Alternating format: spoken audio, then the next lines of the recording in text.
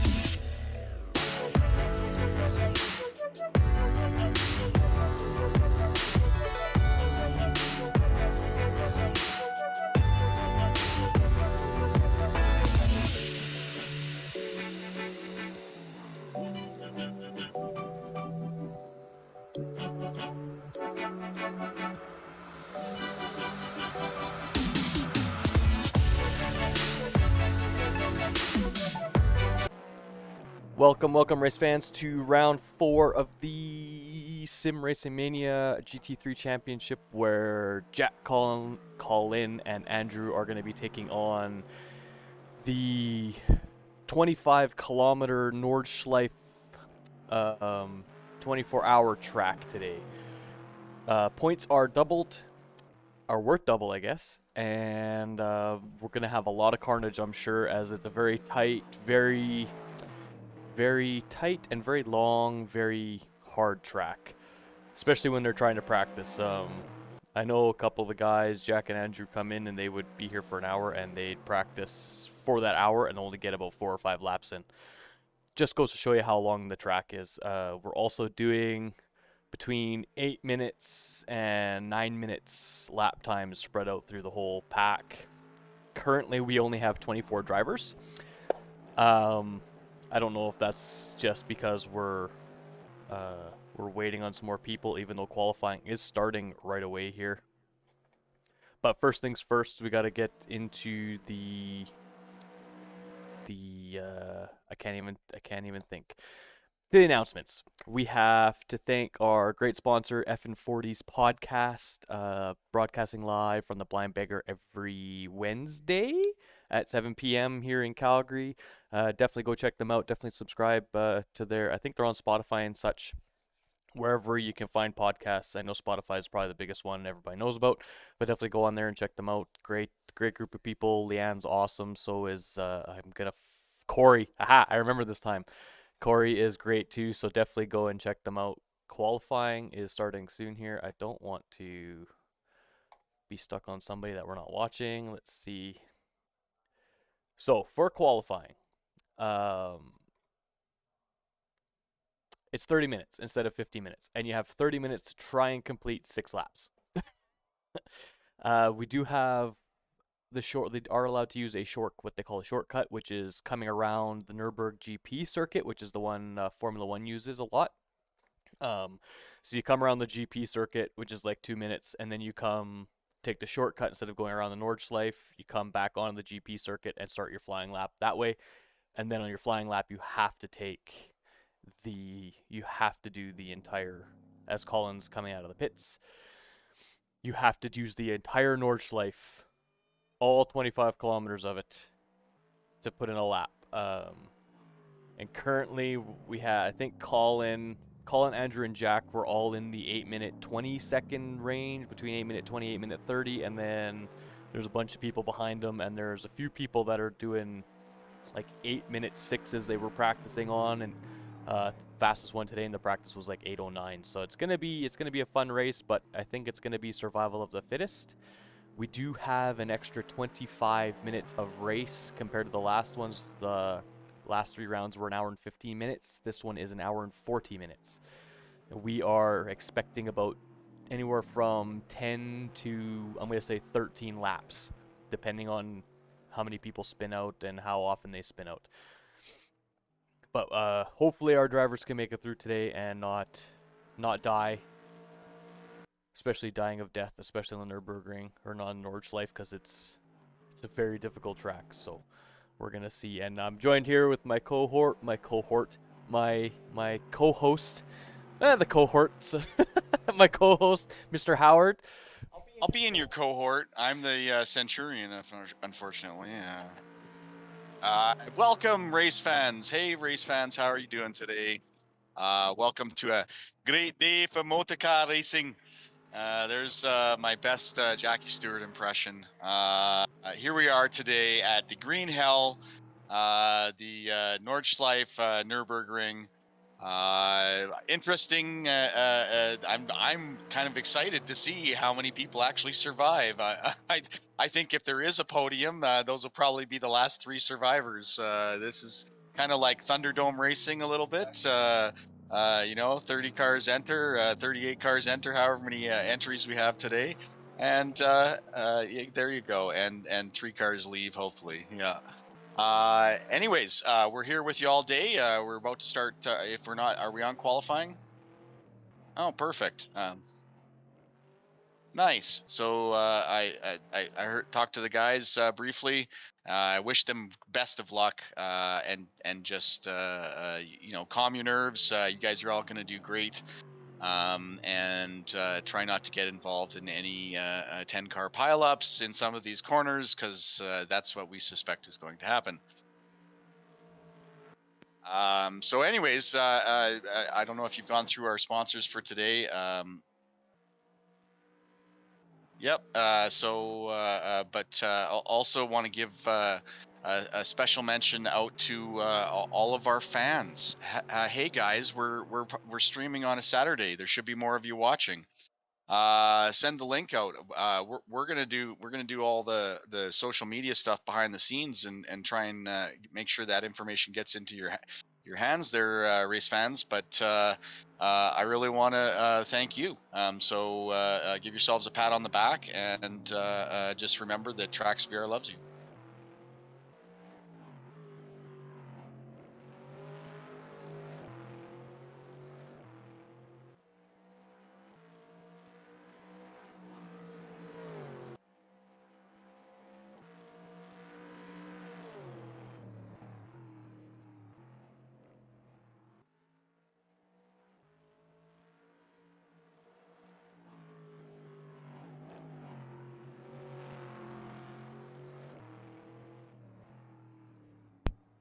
Alrighty, so as you can see, Colin is 2 minutes into his lap so far.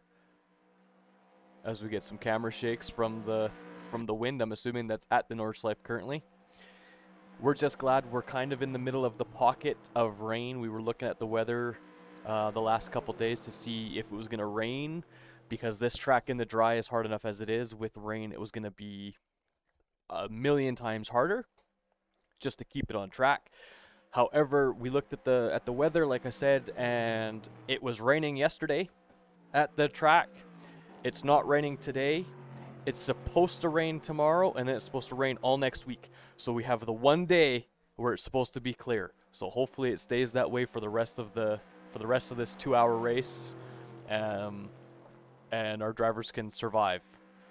I know in practice they were all having a little bit of difficulties, but they've all said they're not going to do any real pushing laps during the race because they don't want to have any higher risk than what they need to keep themselves alive on this track, as they will all die of death. So it looks like Jack and Colin are out on track right now. Jack's about 2.5 minutes into his lap, and Andrew's still sitting in the pit lane, so he's opted to wait a little bit to go out on the track there for his qualifying run. Now, like I said, 30 minutes to do qualifying. They're allowed to do the shortcut, which you come around the Nürburgring GP circuit, which is the F1 circuit that they use. They come around, do, I think it's like 2/3 or 3/4 of it before you cut back and come around back onto the main straight, start-finish straight, and then you start your flying lap. Now, if they're on their flying lap and they crash, say, in the middle of the track somewhere, 12 kilometers in, they don't have to drive their car the other 12 kilometers to get back to pit lane, because if you got lots of damage, it could take you at least 10 minutes to get back. They are allowed to escape out, which essentially puts them back into the garage, and then they can come out of the garage. However, they now have to do another short formation lap to try to put a good lap down, which in this term, 3 laps of flying laps is 24 minutes. So if you screw up all those laps, you're not getting a quality lap in. I'm sorry to say, but one reason why it's the green ring of hell. This is actually the track that Niki Lauda had his near fatal death in 1977 or 1976? 77. 77. I was just watching a video on him last night, and they Why are you looking at me? Just because I was alive then doesn't mean that I... You're old enough to remember that. I just remember it from watching movies in YouTube and documentaries about him. Hey, young buck. But rest in peace, Niki Lauda. He did pass away a couple of years ago now, I think, right before COVID or right after COVID, right? So, yes, he did. One of the greatest Formula One drivers of all time, for sure. And he got back in after his crash. He got back in the year after, and I think he ended up winning the title the year after his crash. Yes, he did. Even with his injuries from he was basically burned quite badly. Much like Roman Grosjean, he climbed out of a fireball. And a real inspiration.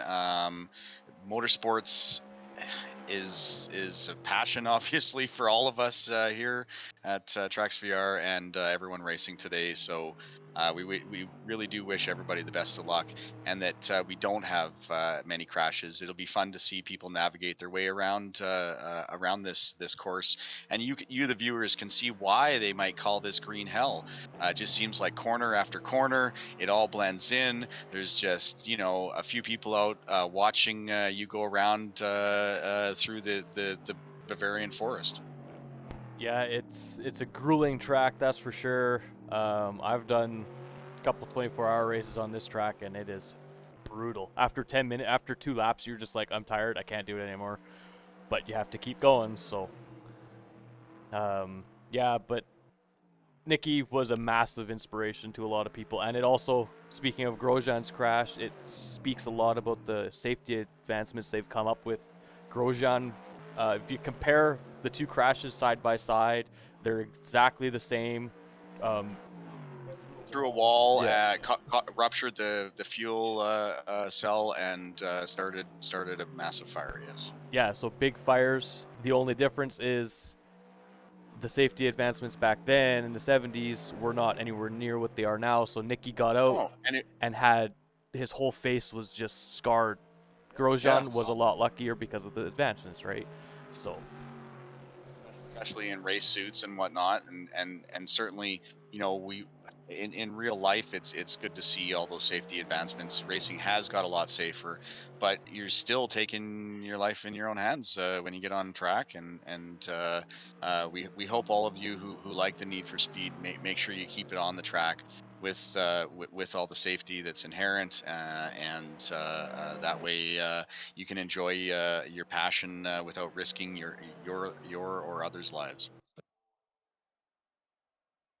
Man, that got like deep real I know quick. we took a path down down to the dark side, I guess. I guess we're on Green Hell, so I guess we had to kind of go that way. That's true. That's true. So we got a little, and it is in Germany, so we got a little bit of Nietzsche there. Yeah, a little bit, yeah. So it looks like a couple of drivers are starting to come through for their first lap. Pole position right now is an 8 minute and 9 seconds. So you think about that. The last 3 races, the lap times were like under 2 minutes a lap. This one is 8 minutes a lap. Like, that just goes to show how grueling this track is. As Jack comes down to the long, relaxing straightaway. The only part you can actually sort of relax a little bit, Yeah. uncurl your hands, take stock of where your car's at, check out all your temperatures and everything, and make sure you're good. Communicate with your pit crew and team, and get ready for the next little tight section before you cross the finish line. Yeah, exactly. I know when they're doing practice, it was just big sighs from Andrew and Jack when they were practicing. When they get that straight, they're just like, and they start stretching their hands and taking. Yeah, because your hands get there's so much steering involved in most of this track. That is a wicked lap time by Jack. That's his personal best so far of an 8:27.4. So that's well on him. Very good lap. We have pole position is now an 8 minute and 7 seconds by Jack Evans, who we were all kind of worried about to begin with because he had the fastest lap time for the past week and a half on practice. It did take him, he did do like 140 laps of practice and set that lap time on like his 20th something lap, but still very well done by Jack Evans. Isn't he one of the ones that has some real world experience as well? yes, as far as I know, he does race real cars, IRL cars, real life cars, whatever you want to call them. Race in real life. This is simulation racing. We take it just as seriously, but obviously talking about safety like we were, this is the safest way to race. Yep, basically. Yeah, we still get people come in and do some racing, and they're still clinching the steering wheel, like they're gonna die. And it's just like, you can't fall out of the seat. You can't you can't hurt yourself if you crash. I mean, you could if you slammed your head into the steering wheel, but I don't know why you'd be doing that. It's a measure of our immersion level, I guess. You know, most people don't get an opportunity to go fast and experience what it's like to be on a track doing 270 kilometers an hour. So, yeah, it's not.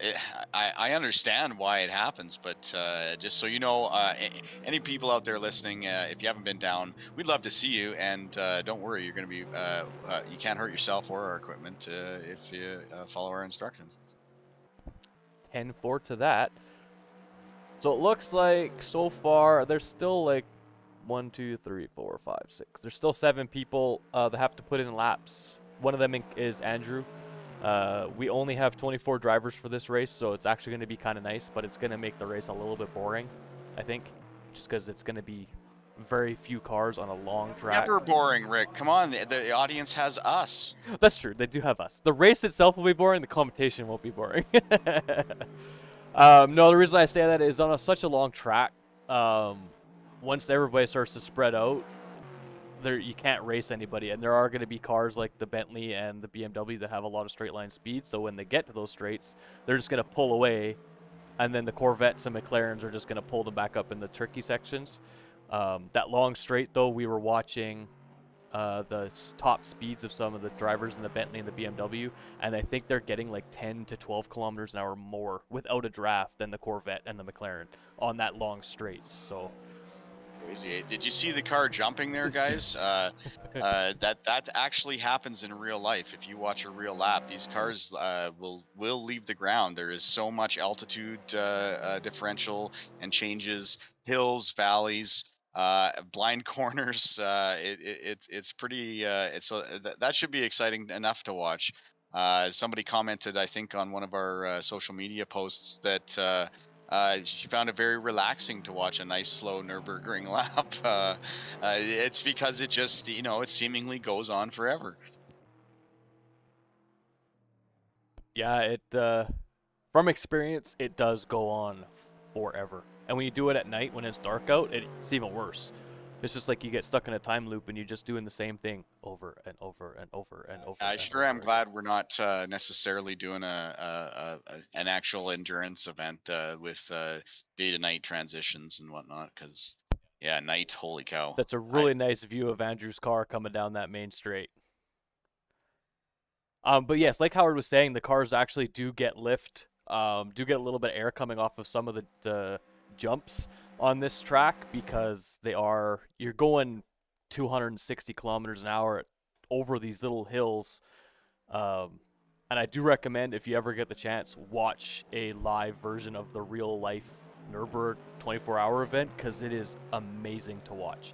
You have 2 classes. You have the GTEs or GT3s, whatever they use, and then you have LMP cars, which are Le Mans prototype cars, and they are flying past each other at speeds that you wouldn't think are possible on this track with all the corners. No, and then there's lots of famous footage of cars actually taking off, and that's why it's good to have downforce, and that's why these cars are so low to the ground. And I think you explained that to us last time there, Stream Wizard. But yeah, that's why you want your car to be on the ground, and you don't want to lose, because you are trying to turn.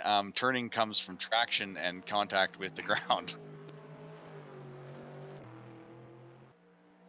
Yep, 100%. There is a corner. I can't remember which corner it is, but Andrew was giving me a little bit of trivia. One of the corners on this track is actually called YouTuber Corner, because anybody who watches racing YouTubers or Twitch streamers, they always crash in the same corner all the freaking time. And I was like, I can vouch for that, because I've crashed in that corner all the time too, as Colin goes off track. Yeah, I was gonna say, is it that corner? It's after the carousel. I'll try to point it out when we get around to it. In between the first carousel and the second? Yes. Yeah. The good carousel and the bad carousel.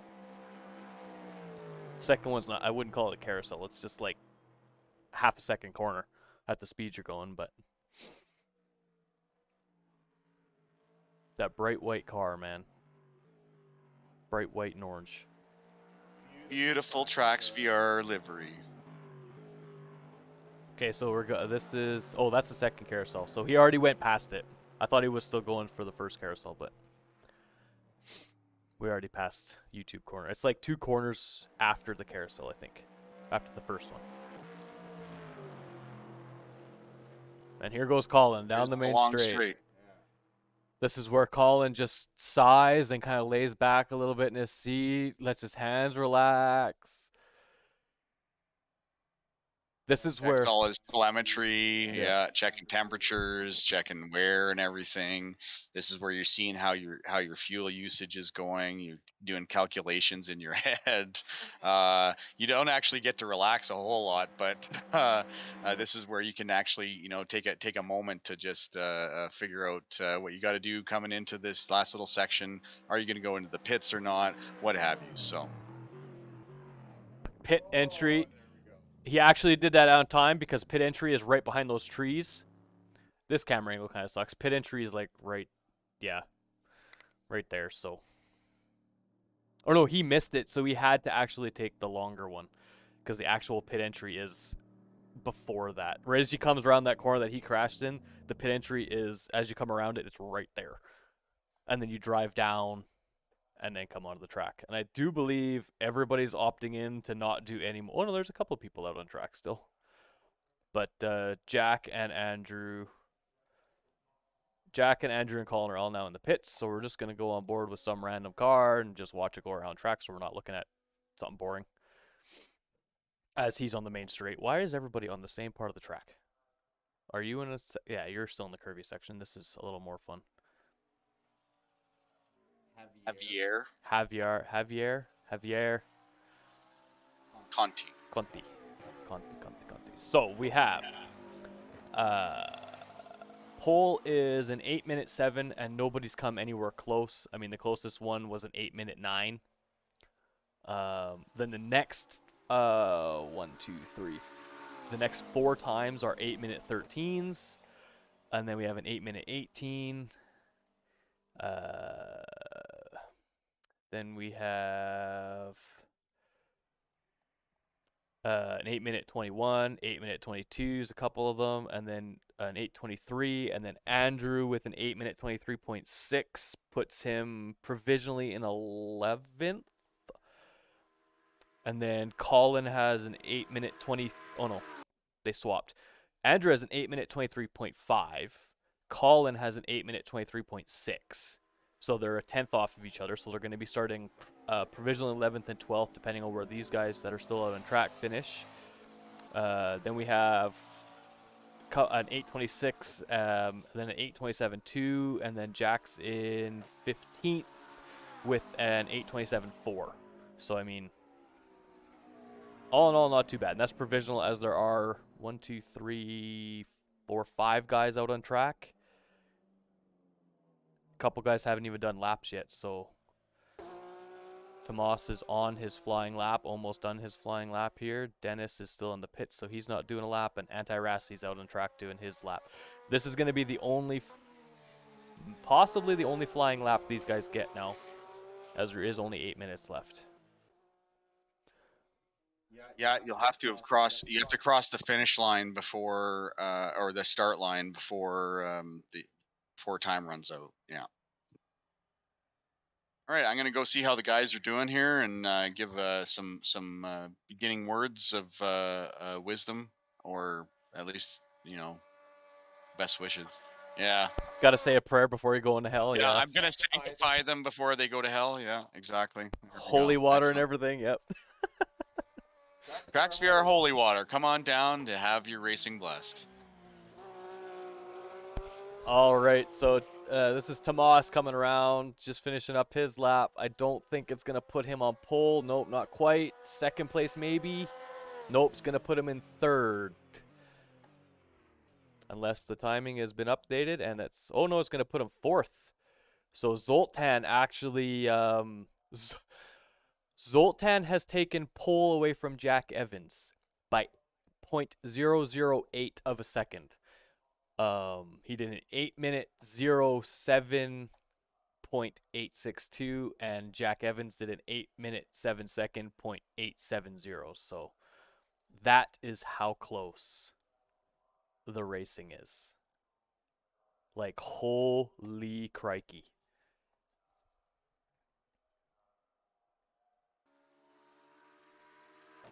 And it looks like Andrew, with those couple people moving up spots, looks like it puts Andrew and Colin down into P13 and P14, and Jack down to P17. So there's two guys out on track. Anti-Rassi's is putting in a time. He's almost done. He's coming into Sector 3 pretty quick here. Got a little bit squirrely, touched the grass, nothing major. But yeah, those are some pretty good lap times. 7 or 8 thousandths apart. Holy crikey. Jesus.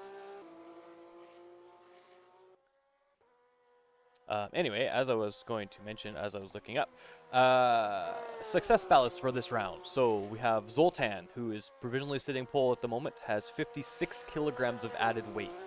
On this track, it might make a difference, but I'm not sure. It's also going to, as the guys were saying, Jack and Andrew were saying, it does actually help the car settle down a little bit with that extra ballast. So we're going to see how it affects Zoltan. He has more than double of anybody else that has ballast, and then obviously he's got 56 more than people that don't have ballast. Andrew's got 21 kilograms of ballast. Tomas has 14 kilograms of ballast. Vlad Tokarev, who is not actually racing today, I don't believe, would have 14 kilograms of ballast, and Jack Evans has 21 kilograms of ballast. So it's going to be interesting for that. Let me just look. There was more announcements for this track here.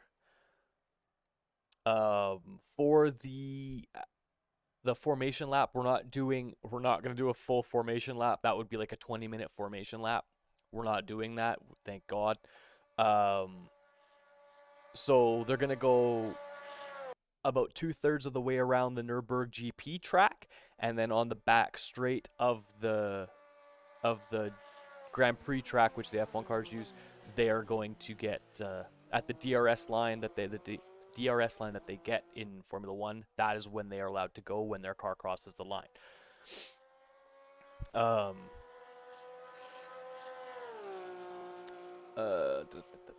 Anything else I need to say? Oh, they've added 2 minutes to the hour and 40 minutes of race time to make up for the formation lap. Not that the formation lap's going to be very long, but they've added some time.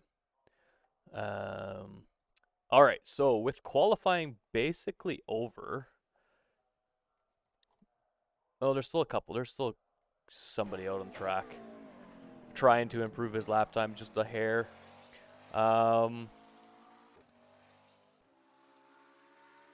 Anti-Rassi has actually put in a decent time, puts him provisionally fourth, I guess, which moves Andrew down to 14th, Colin down to 15th, and Jack down to 18th. So, but like I said, this is going to be a survival of the fittest. Whoever makes the least amount of mistakes will place better than the people that make a lot of mistakes. I mean, that's kind of common sense, but it is what it is. This track is called the Green Hell for a reason. As Howard was saying earlier, it has claimed a lot of drivers and has resulted in a lot of collisions. So we will see how things get on.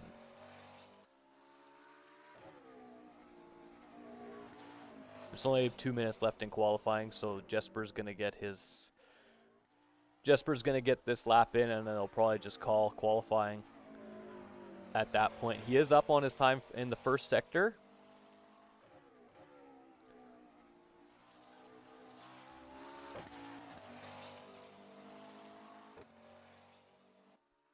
He set a green first sector, so we're just waiting to see what he can set for a second sector here. He has qualified ahead of Andrew and Colin, so it's not going to affect our drivers at all if he moves up. He's just trying to improve his lap time to get a little bit higher up in the grid, as he is sitting 12th provisionally at the moment. So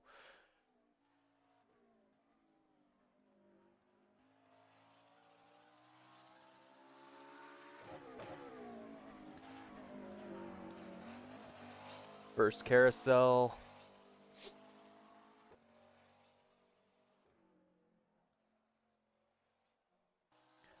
And I think this is YouTube corner coming up here, or that was YouTube corner. Oh no, that was the second. Never mind. Just ignore me. I don't know what I'm talking about apparently. Just ignore me.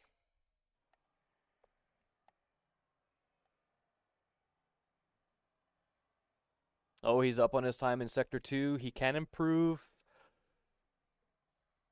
Sector 3 starts about here. Started like just at the start of the main straight, or this back straight, so we're going to see how he does in Sector 2. It's flat out through that left-hander.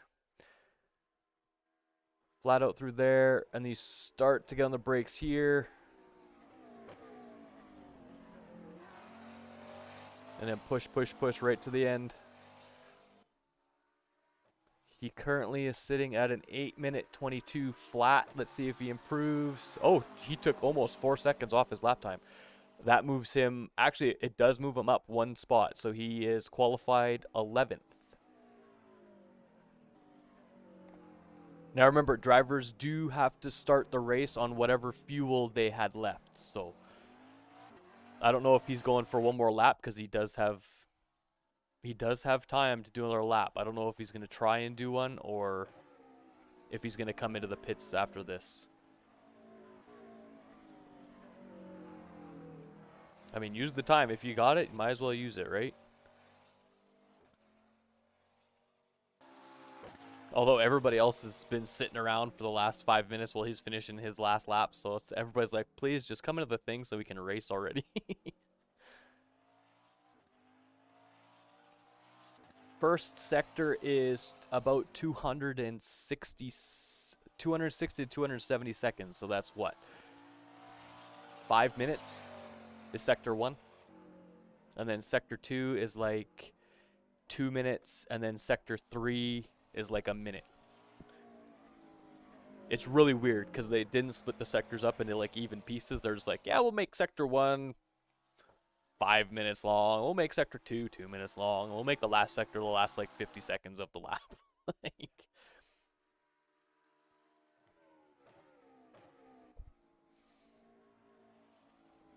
okay, let's see if he comes around into the pit lane here. Yeah, he's taking the shortcut to come into the pits now, so he is not going to be doing another lap. So we have Zoltan sitting pole position, Jack Evans in second, Pim van Ark in third, Antirassi in fourth, Tomas in fifth, Javier Conti in sixth, Tony Jansen in seventh, Stefano Zanoni in eighth, Matteo Dentella in ninth, Valentin Iliev in 10th, Jesper Burns in 11th after his awesome last lap. Jean-Michael Laurier is in 12th, Michael Brooks in 13th, Andrew Parkinson 14th, Colin Sanders 15th, Andre Rosu 16th, Bertil Wall in 17th, Jack Trewick in 18th, Peter Lane 19th, Dino Faldetta in 20th, Jonas Legason in 21st, Philip Gustafsson in 22nd, Johan Carlson in 23rd. And I'm going to say it seemed like one person didn't put a lap in, so I don't know if they're just not racing or what. We will see when we go to the race. Drivers are going to do a little bit of warm-up here. What am I trying to do? What am I trying to do? What am I trying to do? This. Drivers are going to be doing just some warm-up laps. See if Andrew and Colin are going to go out. Jack's not out. No. Okay, so we're just going to ride on board with somebody that's out there. I'm going to go have a quick pit stop, say good luck to the guys, and I will be right back.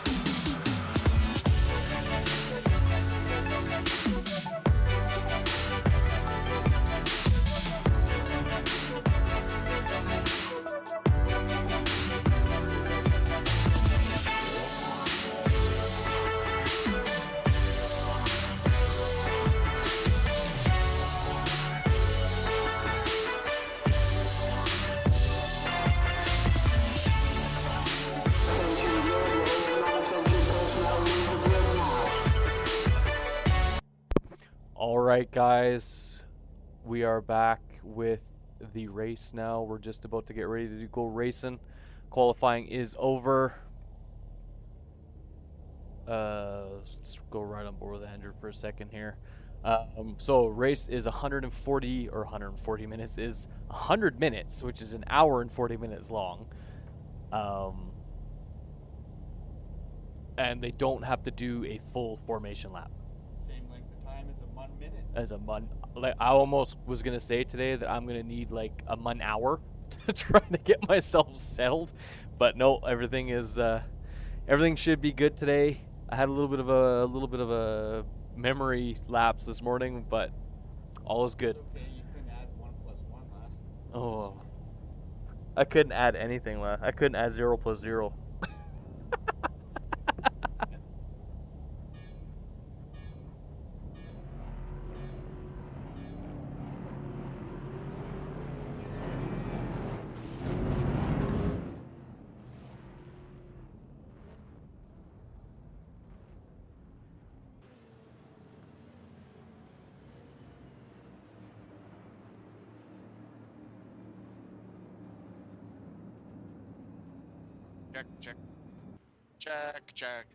Check.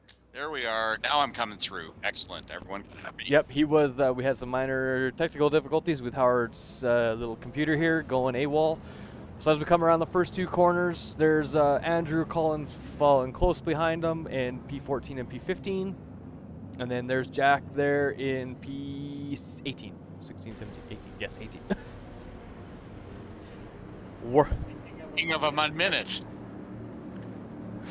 Oh, it's going to be one of those days. Hell, it's a Saturday. We don't usually stream on Saturdays. I forgot my headset at home. I had to run all the way back home to get my headset, come all the way back. Oh my goodness. Oh, the drama. The drama. My day is just like, we're usually open for business. I don't have to use my headset. And then it's just like, oh yeah, we're streaming today. Freak. Forgot my headset at home. Oh well. Okay, so as we're coming down. Welcome to Green Hell. Not yet. We're not quite there yet. We're still on the Nürburgring circuit. That's a nice looking pack of cars, though, I will say that. Yes, indeed. I will say yes, that it's a nice pack. Especially those nicely liveried TracksVR cars. Look at the heat tones of orange, black, white, and silver. Alright, so we're going to come around. I'm just trying to think of where we are on the track right now. Left-hander, right-hander. Where are we? Couple more corners. I think there's 2 more corners, then we can go. Yeah, and we'll get green flag, and they'll start moving out in order as we see everyone is finally sticking to a single file order. That's nice. Well, they even said it. Tomas actually said it straight out in the Discord chat. He's like, because drivers cannot follow the R Factor 2 rolling start things, we have decided to do it manually because nobody can follow the rules. So there, that line under that banner is when they can go. So we're under green flag racing conditions. Here we go. We got an hour and 40 minutes. Green flag. Green flag. That was actually pretty well timed. It took them 2.5 minutes to get around. to that Yeah, line. That's now- actually pretty good. Now we only have to wait another 6.5 minutes for them to finish the first lap. No kidding. They're finally on the Nordschleife. Now we're on the Here we go. Nordschleife, yeah. And the first few corners of the Nordschleife are the fast and tricky ones, where it's going to be a lot of mistakes if people aren't careful.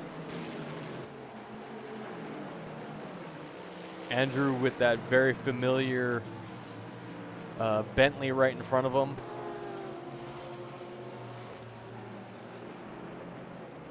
Who's that in front of Andrew? That's Michael Brooks. He changed it from yeah. the Royal Air Force to MB, so it's not, I can't say it wrong. He probably watched the stream and got mad, so he changed it. Rockin' Air Force. Oh, too funny. Alright, so we're off to the races. I don't know what you guys like better for the little timing tower at the top. I have first and last name so you guys can tell who I'm talking about, or I can change it to just last name. It's up to you guys. Let me know what you think. I'll leave it the way it is now as all these cars come over the first crest, getting all kinds of air. That Andrew, oh my gosh, today, that McLaren is making Colin stay true to his line. Yeah, Andrew is letting a little bit of business stretch out between him and the gentleman in front, Michael Brooks. Which that Bentley would be a real nice car to draft off of, but as you can see through all these corners, the draft doesn't do a whole lot anyways. No, all drivers are doing good. Jack has got about a second to a second and a half gap to 17th, and he's got about a second gap behind him, so he's doing good at keeping himself away from too much trouble. And then we have Andrew about a second and a half behind Michael Brooks, and Colin right behind him, and then Andre Rosu in that McLaren, that stock livery McLaren, is right behind Colin, about half a second behind. So I think their goal is to literally just survive this race. I think that's all they're trying to do. We don't drive it a lot here because it is so long, and in an hour you only get a couple laps in, so it's not super great. But we've done events. Certainly, Yeah. if you're a member of our community, you will have driven on this track with us before. But this track suits hot lapping, I suppose, more than racing. Because even in a race, unless you've got a lot of cars on track, like you see here, and once we start getting into second, third laps, this is just going to space out even more. So you feel like you're alone anyway. yeah, it's from experience having 20 cars on track. You spaced out so fast, and that's when I was doing it. You'd have 7 like LMPs and 13 GT cars. So there's only really 13 people that you're racing with, and then 7 guys that are just lapping faster than you by like a full second to 2 seconds faster, right? So you do kind of get Look lonely. at this McLaren. Look at this McLaren trying to get a poke at Colin. It's the first lap, dude. Like, he's going to end up taking himself and Colin out, or himself out. Yeah, Colin's going to be pissed if that happens. Anybody who knows Colin, don't tell anybody that he's racing. He's supposed to be sick from work. It's definitely sick. Just as an FYI. Okay, this is the first carousel. Probably one of the coolest camera shots on the whole thing. Almost like, BMW already that spun went off out. track. Yep. Then it's not this corner. It's the next corner coming up. I think it's this corner coming up right here. This one I do believe is YouTube corner. Or it's the next one. I'm going off memory. No, it's this one right here. This one that Andrew's going into is YouTube corner. People go in way too fast. Yep. And you can see how tough this is. So with that spin, it actually gave Andrew a spot, and that McLaren has actually passed Colin. Doesn't look like he took Colin out. Doesn't look like he took himself out. He just passed Colin. So Colin probably just giving him the Let room. him go. Yeah. I would. He's gonna kill himself if he's gonna push that hard. Yep. Or he's gonna wear his tires out, and he'll lose all his speed. Or he. Now I do know that Colin might be running a little bit faster than Andrew. I think Colin has a little less fuel in, so just in the terms of their strategy for this. So. And also remember, they do have to change tires. They still have to use a medium set and a soft set, or a medium set and a hard set. Or a soft and a medium, whatever. They have to use 2 different compound tires. So we have, looks like it's actually pretty even. About half the fields started on the softs, which I believe are only going to last like 2 laps, maybe 3 if you're lucky. And then mediums are going to last quite a bit longer than that. So, but it looks like we have Andrews on the mediums. Oh, excuse me, Colin's on the mediums. Where's Jack boy? Jack's on the mediums. So all drivers are on the medium tires. Jack has actually moved up a spot from that car that is spun out. That BMW that spun out. As we come to the long straight where people can just relax. Here we go. Take a breath. Yeah. Unclench your fingers a little. Excellent. Oh, we survived most of a lap here. Well done. Well done to all the drivers so far. We survived 7 minutes of a lap.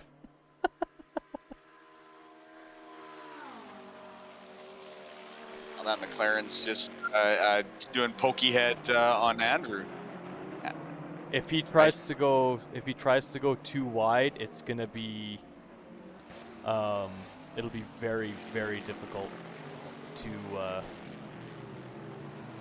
very, very difficult in this last sector, those last few corners. You don't want to go too wide through there because they are very high speed. So good job by the McLaren to not do that, because he would have killed himself and Andrew, almost guaranteed. It's like 75% chance of killing both cars. Looks like Zoltan has had a little bit of an incident and actually lost 3 spaces. He's down in 4th now. Jack Evans is leading after starting in 2nd place, so.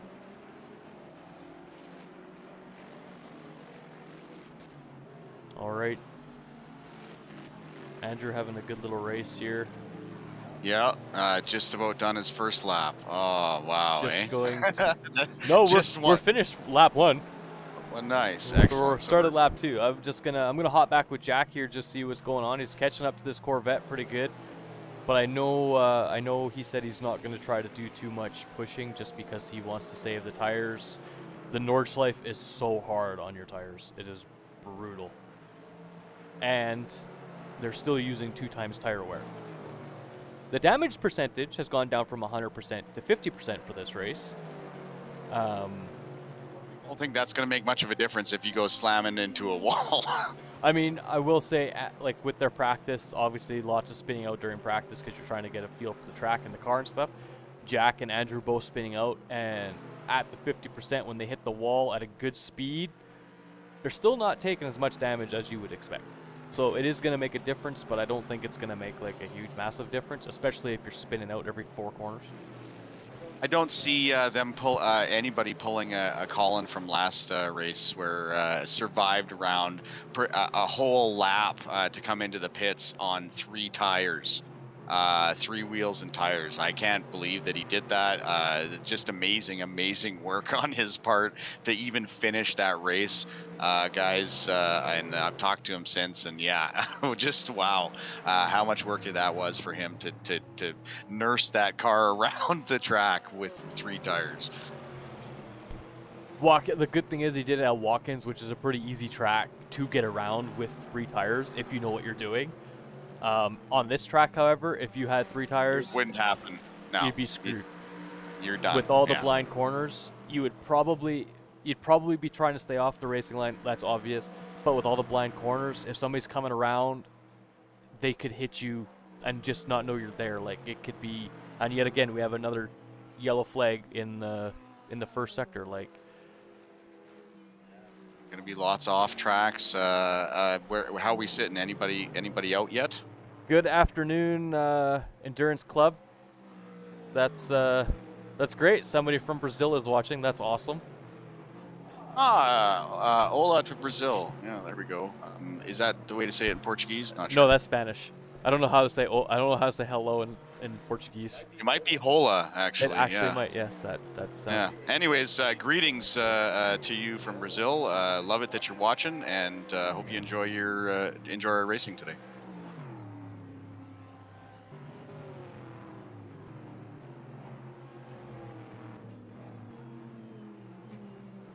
Oh, I'm gonna say it looks like. I was about to ask if we had any DNFs yet. No, it doesn't look like DNFs, but that McLaren that was battling with Colin and Andrew is no longer there. I'm just trying to find him to see where he went. But he's no longer with them. I didn't see him go into the pits when they passed the pit entrance, so I know he's not in the pits. I'm just trying to find him. I'm just gonna circle through some cars here. Don't mind me. That's an all black livery? Have we seen him before? Oh, yeah, that's Dino. We've seen him before. Looks like he's got a custom helmet and suit, though. I know they were allowing people to do that.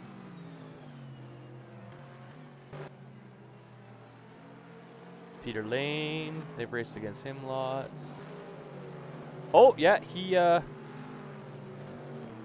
DNF'd. That McLaren DNF'd, so he killed himself already. Oh no! Just like we called it. We called it.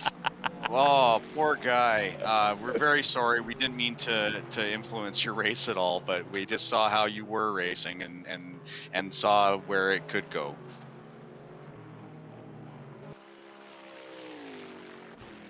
So this is Colin or Andrew and Colin. Oh Jesus! What was Colin doing there?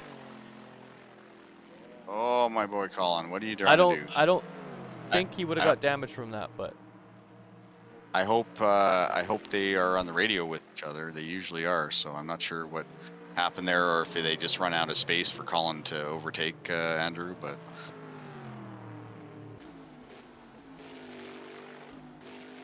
still, they're in a chat, so I don't know if it was maybe Colin wasn't coming through, or maybe there was a miscommunication on where Andrew put his car. I honestly don't know.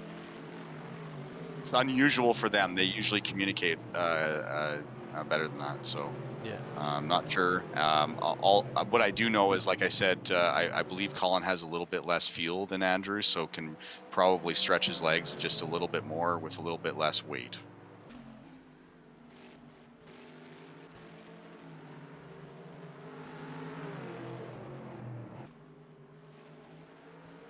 Alrighty, so this is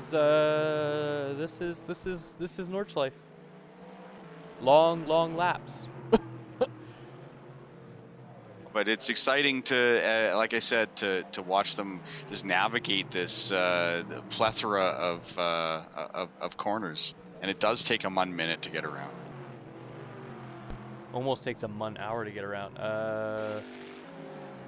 How's this guy do? Oh, this is. I almost want to say that's a Golf Aston Martin livery, but it's not. It's just silver and orange. That's like, this is the closest battle on the track besides Colin and Andrew.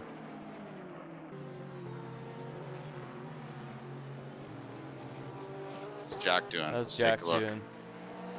He's got He's that. got the Ferrari on his tail, but Black, nothing, yeah, that nothing black major. Ferrari. It's funny, Yeah. Jack's favorite car to drive in the GT cars is on his tail catching him. Poor guy. He's like, I wish I was driving that car. Yeah, no, Jack loves driving the Ferrari. It's his favorite GT car. He just has... I would say he's got a very... I'm not going to say this, and I don't want to make this come out very awkwardly, but he's got a very good relationship with the Ferrari GT car. I will just say that. He loves that car, so... Yes, well, I'm. It's a particular favorite of mine. Although I'll often get in the Aston Martin as well. But I was just gonna say, hey, any Ferrari owners out there, you might want to maybe come down, let us take some pictures with your car, and maybe if Jack, maybe give Jack a ride along in it or something. Jack a ride, exactly. Yeah, let him ride along and just experience because he sure likes driving those cars, like Rick said.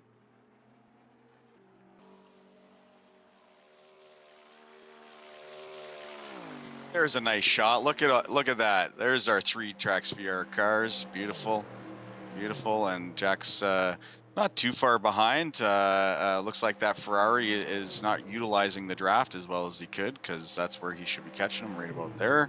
Ferrari does have really low top speed compared to the Corvette, though. It was one of the slower ones in a straight line. But very good in the corners. That's the one thing I noticed about the Ferraris. They're very, very good handling cars. They're just slow on the straights. But Oh, which is kind of like Ford versus Ferrari, if you watch that movie and know anything about that battle. That the Ford just just killed him in the straights, but the Ferrari sure corners nicely. So that was a little slow. Jack's taking it real careful around those corners. as you can probably see, Zoltan has now DNF'd. The leader the leader of the championship has DNF now. Sorry if I'm vibrating. I was talking to my water bottle. Which means all Andrew has to do is finish to go ahead of him. He's still got to place good to get some good points to move up in the championship, or to stay like in the top 3 of the championship, because he is 2nd or 3rd right now. And this race is worth double points, so that's gonna hurt the 2 gents that have DNF so far. It's going to hurt them tremendously, because first place is worth like 100 and some points. Oh wow! I didn't hear your explanation for that. I quickly took a look, but have you explained to our audience, just because we have lots of time between laps here, how the points work on this particular track? That is very fair. Yeah, I did mention this, I think, briefly at the beginning, but yes, for this race and this race only, because it is a lot, it's like they're making it like a special event race, or special one-time race almost, because it's a little bit longer. It's a track that we don't use like super often for GT stuff, unless you're doing endurance races, because I mean you only get 10 laps in an hour and 40 minutes, right? However, all the points are doubled. I don't know about the qualifying pole position point and the fastest lap point. I don't think are doubled. I think there's still the 2 points for qualifying on pole and 1 point for fastest lap. However, first place normally is 60 points. It's worth 120 points today. So if you're down 100 points from first place, this could put you back up in the running for the top positions, which I think is a cool idea, because it makes it a little more even for those guys that aren't good at the short tracks. They're better at the longer tracks. Absolutely. No, and this is just goes to the strategy that not just our team, but I would hope other teams, where it's just, let's just survive, because if we can survive and not DNF, then pretty easy to get up into the points, as long as you can just kind of stay stable and make sure that you have some nice consistent smooth driving and try not to crash. Oh, for sure. I'm going to say Jack's doing awesome. He's holding off this Ferrari. Oh, the Ferrari with a big slide. That was close. Yeah. Jack doing a very good job. I'm pretty sure he knows the Ferrari's a little bit better in the corners, but he also knows that he's not quite as fast on the straights. Unless he's like right on Jack's bumper when they come onto that main straight or whatever, I don't think he'll be able to catch him coming down the straights. But Jack was also improving. He was 7 seconds up on his lap time in practice. He would have done a 8-minute 22 seconds in practice, but he ended up looking at the delta coming around a corner and then looking back at the track and spinning. And we were joking about this yesterday, where you don't want to get distracted when you're on a hot lap, because it screws you up 9 times out of 10. But other than that, he's doing good. This Ferrari, he's a little swoopy in the corners, man. I kind of hope he doesn't attempt something with Jack and then take them both out, like we were talking about the McLaren earlier.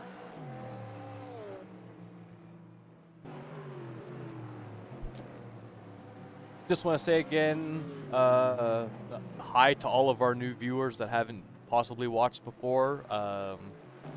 Please like and subscribe if you enjoy it. This series, this is the only one that we stream on Saturdays. The rest of them are all on Tuesdays.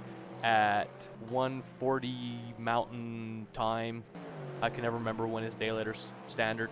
I just say Mountain Time. It's not to say, Rick, that this is the only time we're ever going to Yeah, stream. on a Saturday. Our channel isn't just about much as we love SimRacingMania and the leagues that they're doing, and we're entered in them and competing. We're going to try and add more content as we can. What we need you guys to do is just subscribe and again, just like Rick said, hi, how you doing? Hey, race fans, welcome to our stream. Thank you so much.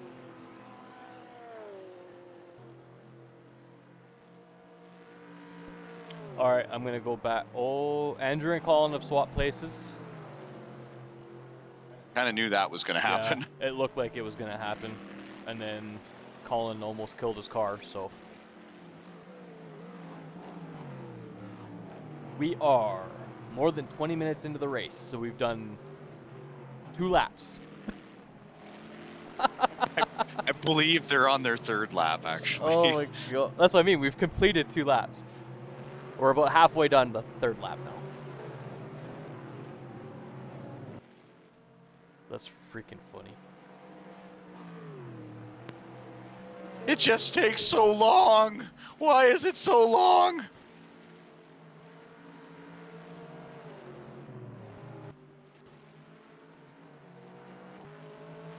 And it looks like there's a nice little battle for the lead now. This is Jack Evans and Pim Van Ark. Pim Van Ark competed in the CFS Endurance League. Stuff, if you guys remember when we used to be involved in that, are not. They do just streaming now. They don't hold their own leagues anymore, and I can understand it's a lot of work. But yeah, Pim Van Ark is quite a good driver. He was always always up there in the front of the pack, and you saw a lot of him in the CFS league. So interested to see how he does. And from what I hear, he is in a couple of other professional sim racing leagues, and so glad to have you on board, Pim. Good luck to you, and looks like you're battling well. Yeah, he's very quick. What am I trying to do here? Let's go back on board. Yeah, Colin is starting to pull a gap out to Andrew now, so... And Jack's kind of in the middle of no man's land all by himself again. Which is good. We'd rather be kind of alone at the early stages and then push at the end just to gain that time. But a little bit... So Andrew's sitting 12th at the moment. 12th place. I mean, this is super early into the race. I don't know why I'm trying to do this. 12th place today is worth 26 points. So it'll put him to 137, which will be 19 points over Zoltan. However, if Jack Evans wins the race, it'll put him up to 180. So he'll go from 11th to 1st in one race. So that's how important every position is in this race, but you also don't want to kill your car. So every little bit of points is going to help move you up, especially with Zoltan and Andre DNFing. Andre is not really a big concern of our drivers as he's behind everybody, but Zoltan's a big one. So I don't know. It's gonna be very interesting to see what exactly happens after this, and we still don't know what the penalties and stuff were from last round, which was a week and a half ago now. As last round was not this past Tuesday, was the Tuesday before. So we don't know what the penalties are gonna be. We don't know if anybody's gonna lose points because of that race. And then they got to do the steward stuff from this race and hopefully have it done in 10 days to have it ready for round 5 so we can actually see the actual updated standings with all the penalties and stuff applied. So provisionally, as we speak, a lot of things can happen and change a lot of the way the standing is sitting at the moment. just based on penalties and stuff. And last race, I believe the reason why they didn't get the standings or the penalties and stuff updated yet is because there was probably a lot. With the amount of DNFs they had at Watkins Glen, I'm going to assume there's going to be a lot of steward inquiries and a lot of looking back at the replays to see who's at fault and who wasn't at fault and deem how much penalty time and all that stuff. So it's going to be very interesting. Hopefully by round 5 to see where everybody's going to be sitting. And round 5, like I said, is in 10 days, so it's not this coming Tuesday, which is the 19th. It'll be on the 26th. Thank goodness for that. Yeah, we don't want to be racing in the next 2 days again. Shiminy Christmas. No, it just a lot of work goes in. You know what? We're slaving back here, working, sweating. This is so hard in our little sound booth. We could really use some, what could we use today? Beer? We could really use some beer. Anybody listening out there who has some beer? Yeah, send some beer by. I'm sure Brazil has some good beer down there. I've never had Brazilian beer, but I'm sure they got some good beer down there. Oh, Brazil, if you can send us some beer, we'd love it. And you, although we already love you.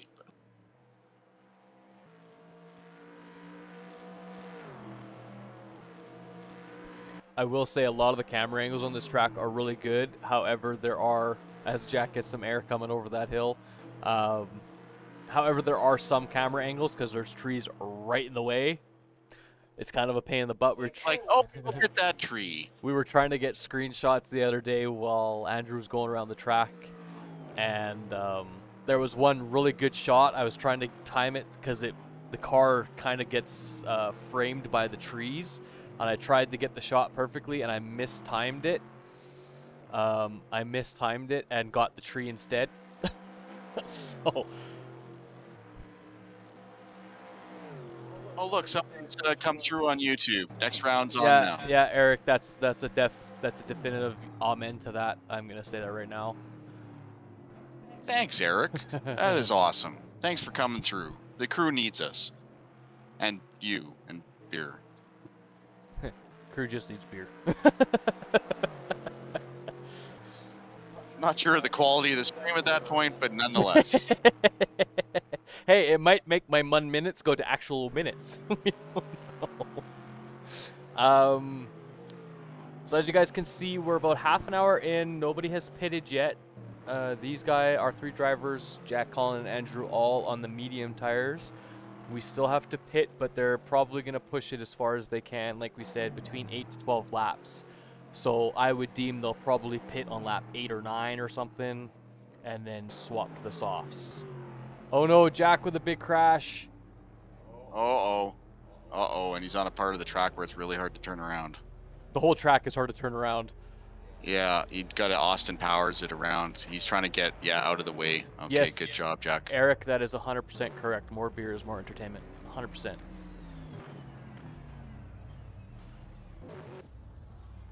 Yeah. Oh boy. Now he's going to try to go off the racing line. Yeah. There we go. Okay. Good Oh job, geez. though. I'm gonna That was a good job. I'm gonna go into the pits and see if I can take a look at talk to the race manager and see if I can see how bad that was for Jack here. I'll be right back. It looked pretty bad. Like I say, with 50% damage. If that was at 100% damage, he probably would have lost the tire and he probably would have had to DNF. However, he looks like he is managing to get it around, so the 50% damage, I'm going to assume, has helped him greatly from that. But it is going to it does look like it's making him slower.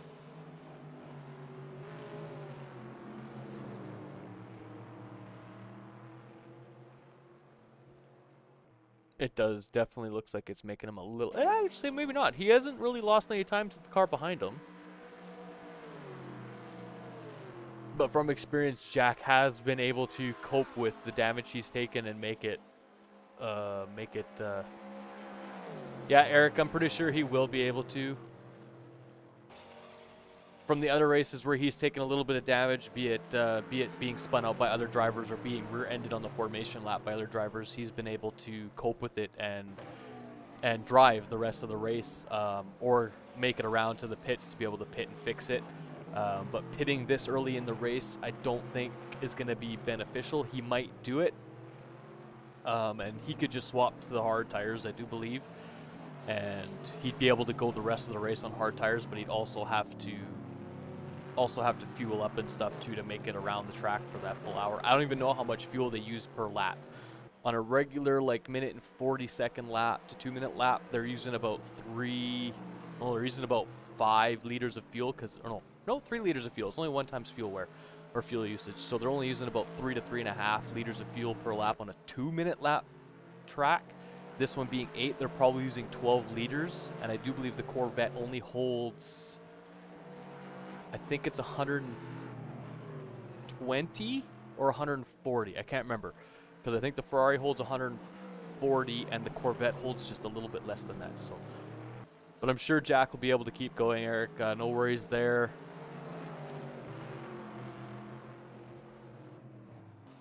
He's pretty good at persevering through this stuff, so.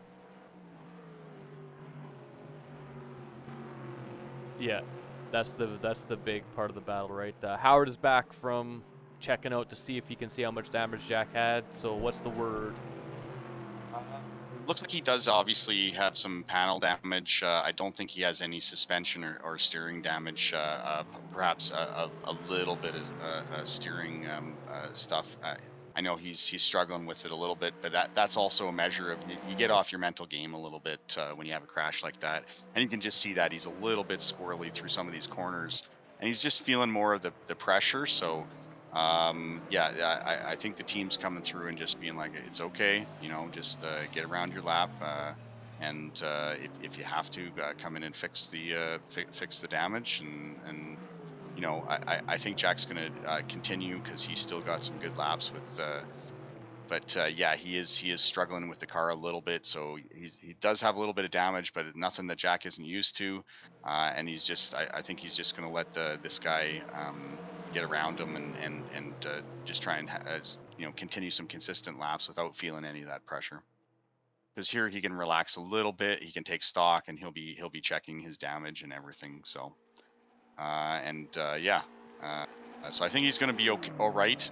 He's just got to get back in the race, get his head where it needs to be, and back in control of the car, and maybe do what you have to do, whatever that means. Maybe slow down a little bit, and just mind your tires and stuff. So, although it looks like he's keeping he's keeping a pretty good race lineup. Yeah, he doesn't. He's not really like that one little slide. Yes, it did lose him a little bit of time, but after he started to get back into a better mental state, he's actually being pretty consistent and keeping the same gap to Dennis behind him. So the damage, like you said, obviously not too bad. That 50% difference in the damage going from 100 to 50 is what saved him, I think, because if it was 100% damage, he would have DNF'd 100%. He wouldn't be able to keep that car on track at all. So, but he's doing very good. It's pretty unforgiving when you hit a wall going that fast, right? Like it is, and as it should be. You can't just pinball around down around the track, right? Yeah, especially on this track. It's you don't. Every little bit of any little mistake is multiplied times 10 on this track compared to any other track, just because it's such a tight little track. Like, as you can see from some of the shots when we're on the Nordschleife version of it, the walls are only like maybe 5 to 6 feet off of the track, and the track is only maybe 12 feet wide.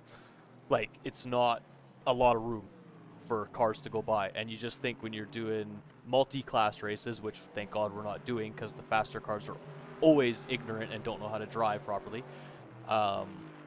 You have faster cars that are doing 50 to 60 kilometers more than you in certain sections, and they're passing you on the track that is that narrow. If either car makes a mistake, you're screwed. Both cars are screwed. And it's happened lots in the World Endurance Championship in real life, where LMP cars either take each other out, passing each other, or they take themselves in a GT car out. It's one of those things where the safety advancements in cars are the reason why drivers are still around nowadays. So, Absolutely. Well, there's pretty famous footage that's on YouTube now of specifically Mercedes-Benz endurance cars literally taking air. They take off like planes because they catch a little bit of air as they come over some of those rises. Oh no, we've got another off. at least oh, and he lost Oh, his there wing. goes his.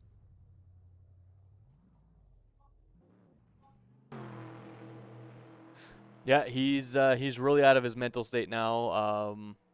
That rear wing damage is really gonna make the car hard to control, especially over some of these humps. Yeah, I think he's gonna be DNF'd here. Unfortunately, Colin I for a second. suspect you. Yeah.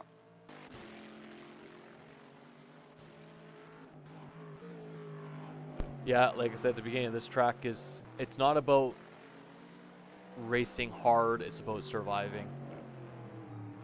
Which is why they really only use it for, they don't use it for F1 anymore because it's way too dangerous, and they only use it for the endurance stuff for the 24 hours. That's the only event they use this track for. Other than that, it's just the GP circuit that the F1 cars use because it's wide open and not so technical. It's like a racetrack, yeah, exactly. Yeah, Eric, it's really unfortunate for Jack. He was doing good, holding his own on a track that's super, super difficult, so.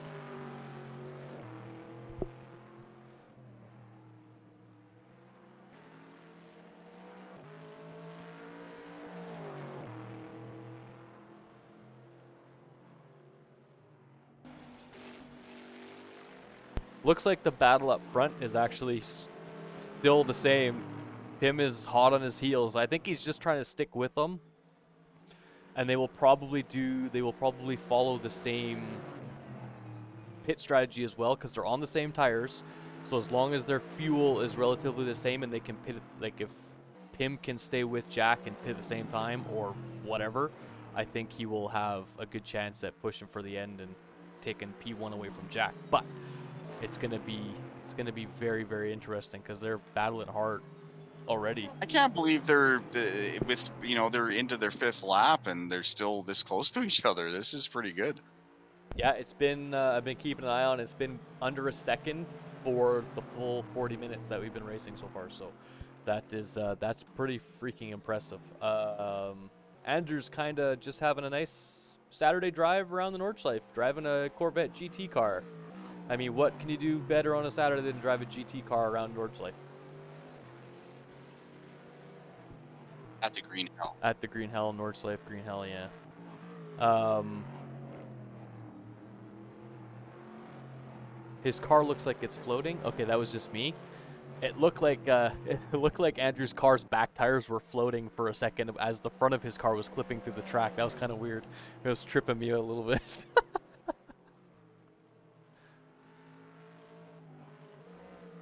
He's got that levitation car. You never know. It is unfortunate. Our driver Jack had to not finish the race. The amount of just got impossible to handle. As much as we were talking about earlier, if you get your even a 10% into a lap and you get lots of damage, it's nearly impossible to nurse that car all the way around this long lap through these corners if you don't have the steering input. So I'm sure Jack's gone to settle himself down, try and get out of that negative headspace. He's probably really disappointed. Nonetheless, we love all our drivers here. They do work really hard to do this, guys, and they are athletes. And the agony of defeat, just like you used to hear on the Wide World of Sports, is alive and well amongst athletes. So it's just a measure of his competitive spirit. So you know what, he's going to get over it, and he'll come back better than ever for the next race. Yep, exactly. And next race is at a track none of us have driven at. It's Poznan. None of us have ever heard of it. in Czechia I think, yeah, I think it's in, or Poland. Maybe? it's in Poland, yeah. But yeah, it's a track that we've never heard of and we've never raced, so. Oh, interesting. But it's a 2.5 mile track, so it's a 4 kilometer track, so it'll be interesting. It does look like it'll be a pretty cool track to race at, but. Can we put a track map up of the Nordschleife find where these one. guys are? Yeah, just for a couple of minutes, just to show our audience what we're talking about when we're saying, there's 25 kilometers and 180 different corners or something. I think it's 112 corners or something. It's stupid. Where's a good one? This one probably worked the best, I think. Maybe not. This one would be this one, I think. Oh, it's small though.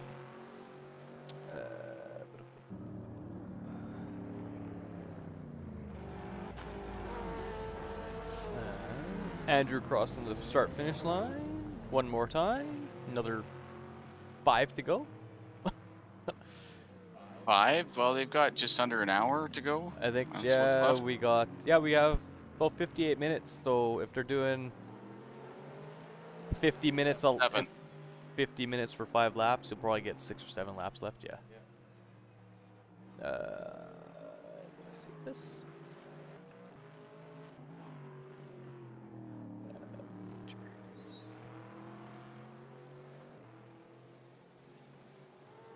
Oops, that's not what I want to do. Sorry about that. Can I not zoom in to you? You're really small. I need to find a bigger picture. Sorry guys, I am just trying to find a little bit bigger picture than the little itty bitty shortcake ones that Google seems to have. Yeah, thanks, Eric. I know Rick acknowledged, but yeah, a bit of a tough break for Jack. But you know what? Like I said, he's gonna come back in and next race better than ever. We'll see how he's feeling. See if we can get him in here for an interview or just a couple of words from our sponsor of Invective Directives, I suppose.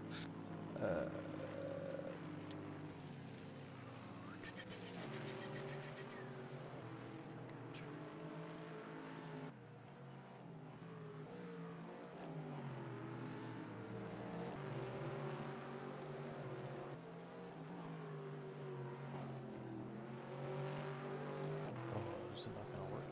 Seriously? Alright, we're gonna do this way then. Alright, I'm gonna do this a different way just so I can put it up on the thing.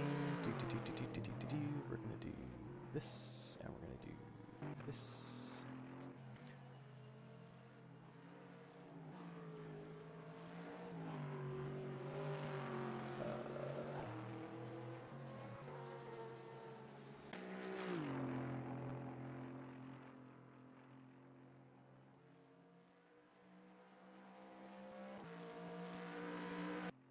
So that is what the track looks like in your top right hand corner. That red line is what these guys are racing on. So for anybody wondering how grueling this track is, that is precisely it. I'll leave it up there just for a little bit so people that don't know what it looks like can see, and then I'll take it off just because it does take up a little bit of the screen. But yes, I do believe there are. Oh yeah, Eric, it is an absolute. It's fun to drive if you're not racing. If you're just driving it to drive it, it's actually not too bad. But doing a race, it is brutal.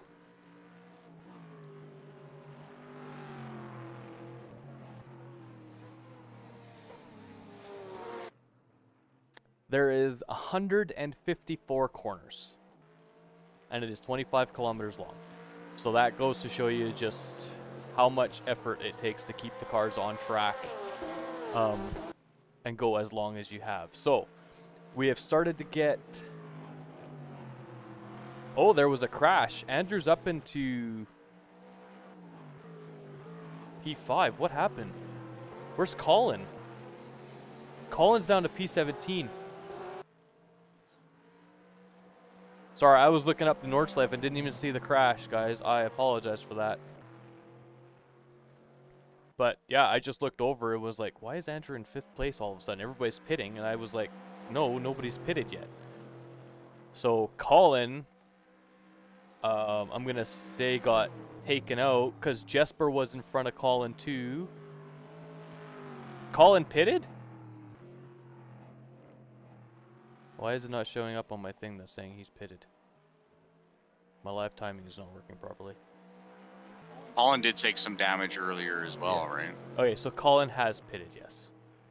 Jack Evans has pitted, Pim Van Ark has pitted, Antarasi, Tomas, Stefano, and Tony have all pitted. Javier Conti has pitted, Matteo Dentel has pitted, Jesper's pitted, Colin's pitted, and Johan Carlson and Dino Faldetta have pitted. So, Probably all the guys. As who were on the soft tire strategy, I would imagine. a lot of them, yes. Colin pitted and went back on the mediums. So I'm assuming he's going for a 2-pit strategy. Yeah, he. I think he probably wanted to fix the damage that he had from that one incident we saw. Yeah. Okay, so why did my thing not reset to show pits?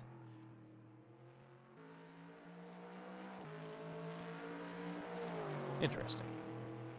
Oh well, I'll just have to keep my other thing up to see how it's going. Number of stops. There we go.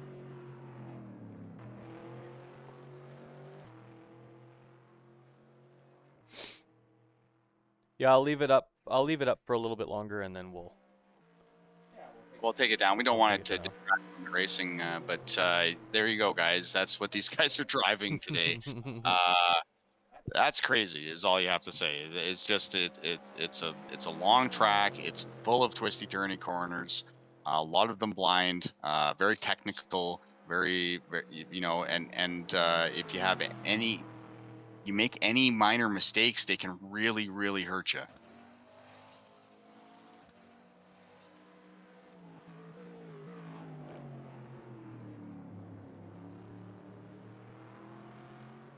There's Jack in the chat, guys. He's okay. Nice. There we go. Well done. That's gentleman racing right there. To come back and comment. There you go, guys. Jack is letting you all know he's all right.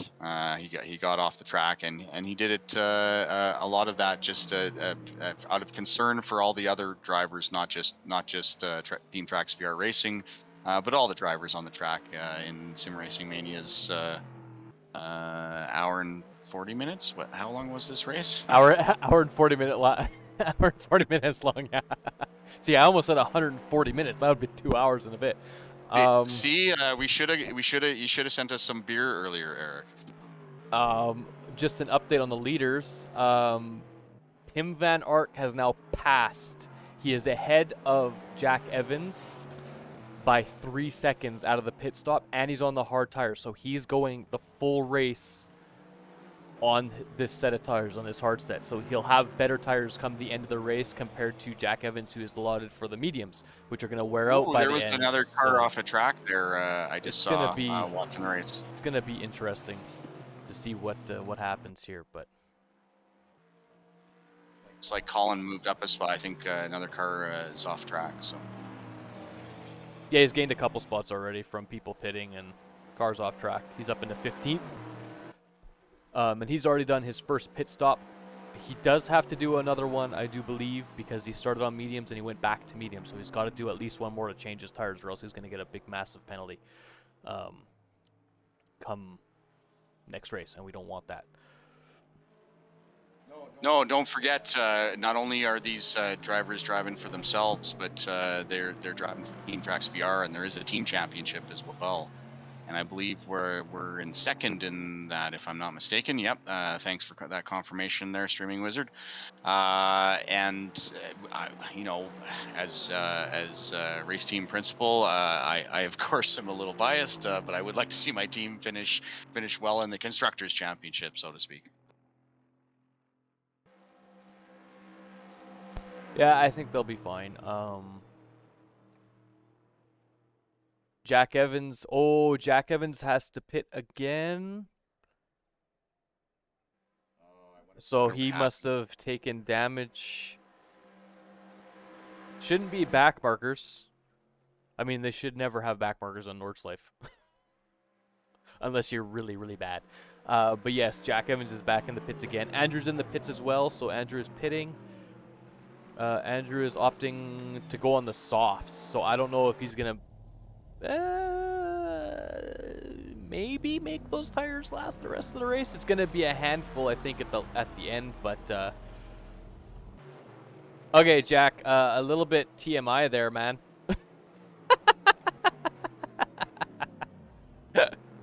Did you see? Nice work, Jack.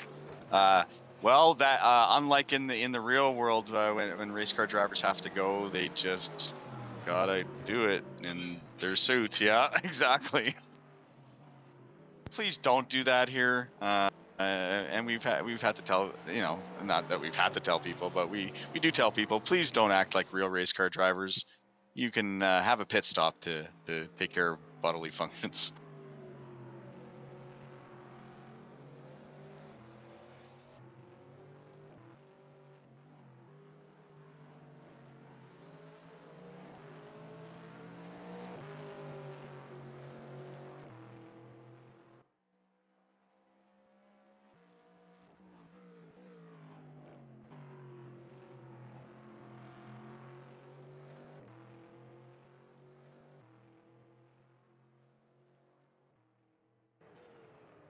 Well, that's still pretty decent because I don't think anybody's ahead of them in the except Anti-Rassi maybe, and it looks like Jack Evans maybe.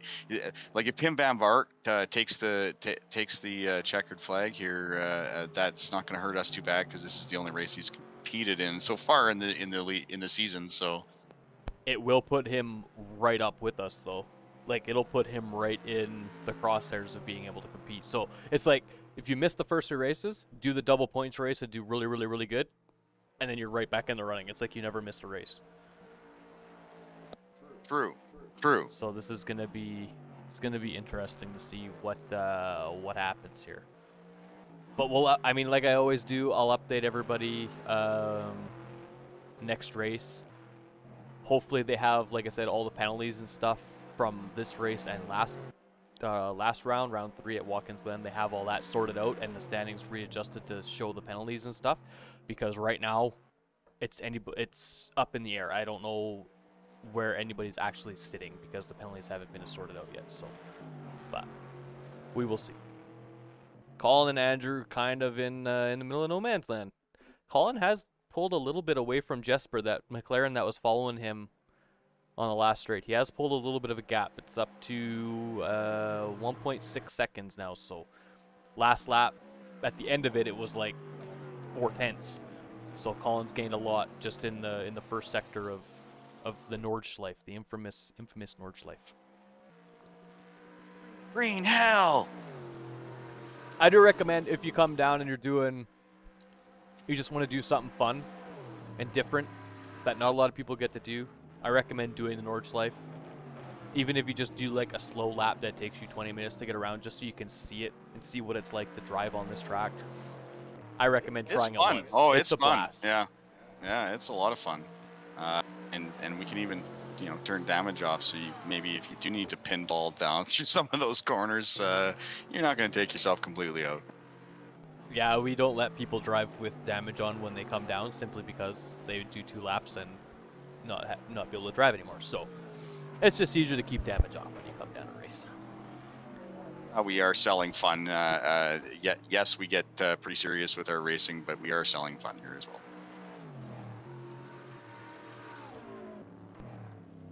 Well, okay, so Michael Brooks has not pitted, and he's in the lead right now. The Royal Air Force. Pim Van Mark is just, yeah. Pim Van Ark is in the Jota car. Just all over him. Just all over him. So, Pim Van Ark, like I said, is going to be going. I'm 90% sure he's going to be going the entire race. He's got soft or hard tires on now, so he will be able to go the entire race or the rest of the race. and he probably fueled up to full fuel for the rest of the race to make it. So he'll be golden for the rest of the race. Michael Brooks is on an old set of tires in that Bentley of his, or the Boatley as we like to call it down here. And the funny thing is, the Boatley actually weighs less than the Aston Martin. With full fuel and everything, without the driver in it, it actually weighs less than the Aston Martin because they've had to take so much crap. Kim Van Mark's being a little aggressive here. I hope he doesn't take both these drivers out. Okay, Nick. We've only said you are allowed to do that. And we'll make sure it's in pod 4, so you have to sit in in seat 4. So you have to actually. Don't mind this seat smelling like pee. It's Nick's. Nick, I thought you were coming down today to pick up your prize from the challenge, dude. What happened? Yes, Nick, one of our commenters, Nick O, has won our weekly challenge under our formula challenge. Oh, and that was all kinds of sketchy. Going too wide down that straight into the braking point, and Pim Van Ark almost killed both him and Michael Brooks. Holy jumping Jupiters. Okay, well, I'm going to go away from that because that almost gave me a brown spot. Colin is actually starting to catch up to Dennis Van de Ven very quickly. He's only about 2 to 2.5 seconds behind. And Dennis Van de Ven has not pitted yet, so he's on, as we like to say, weirdly worn rubber. But Colin will also probably have to, well, he has to because he has to change his tire compound. Unless my live timing is glitched out, but he will have to swap his tires to the soft tires from the mediums because he's gone medium, start and then end of the race. So this really is closer to an endurance race than some of our other races are. You know, the time notwithstanding, this is a longer race than they've been doing it through this series, but nonetheless, just the nature of this track makes it more of an endurance style of racing. Yeah, this one and Le Mans. Le Mans is also a very infamous endurance track. Or pull a Talladega Nights and just yeah. Colin has pulled that gap to 2.5 now. Colin starting to reel in Dennis. Dennis also on old mediums, so he's going to be hurting. And there is only 40 minutes left, just over 40 minutes left in a race, so it's going to give him about 5 laps. Ooh, we might get 13 laps. Depending on how fast Pim Van Ark can do his next few laps, we might get 13 total laps, which is more than I was thinking. But there's that gap. That's a really nice shot. I really like that shot coming up the hill. Or coming down the main straight. You come down, then you got to come back up. Absolutely. The Verroer car of Dennis Van de Ven. I haven't seen his brother in any races for a while either. Mr. Cliff. All right, that gap is now, where is it? It's now half a second. So in one lap, he has taken it, I think it was like 8 seconds at the start of the lap, down to less than a second. Oh, and look at that draft Colin he's using, getting. Yeah. Colin using the new tires as Jack Evans had to pit again? Michael Brooks comes out. Michael Brooks lost a lot of room. He lost 10 places because of that. That was brutal. And Jack Evans having to pit again, that's very unfortunate. We've had another DNF. So we're up to 4. There's only 20 cars remaining. We have 20 cars left on track. And our condolences. What is this guy's name? Jean-Michel Leroux? Jean-Michel Laurier or Leroux or something, yeah. I don't speak French. Drag race. Too wide. Colin getting the cutback. Can he make it stick? No. And now he's got cars behind on very on very, very fresh rubber. He's got Jack Evans. Oh, look out. Look out. Oh, goodness. Jack Evans in the white Corvette, and Michael Brooks in the green Bentley. We have 3 Corvettes and a Bentley. This looks like a starting procedure. This is awesome. This is nice very racing. good racing. This is no very touching. Good. Oh wow, this is. Neil, I told you guys there was going to be some excitement on track today. Up in the chicane, Loriot. Oh, hey dude, thanks for commenting. I'm sorry for butchering your last name.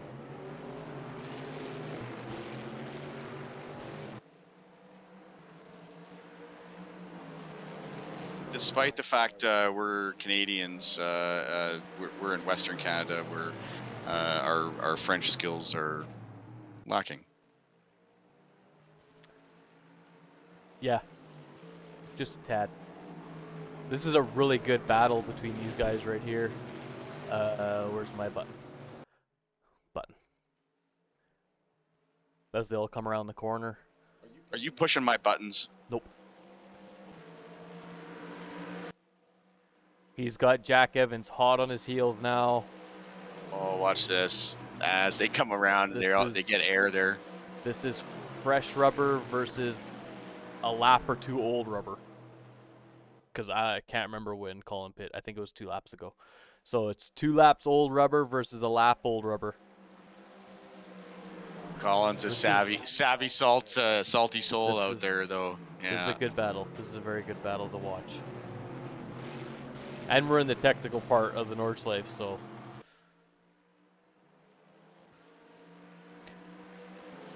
Thanks, man. We appreciate it, dude. Thanks for stopping by. Sorry to hear about your DNF. Yeah, we were rooting for you.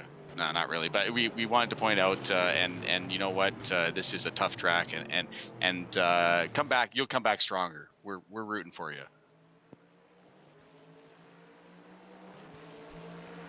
Dennis Van de Ven kind of got the crap end of that stick. He's lost 4 spots because of his tires and all that battling. So now he's gonna have to pit this lap. Colin. With 35 minutes left, he's yeah, there goes one car. Oh boy, that was a little over braking through that last corner. See how technical this is, guys?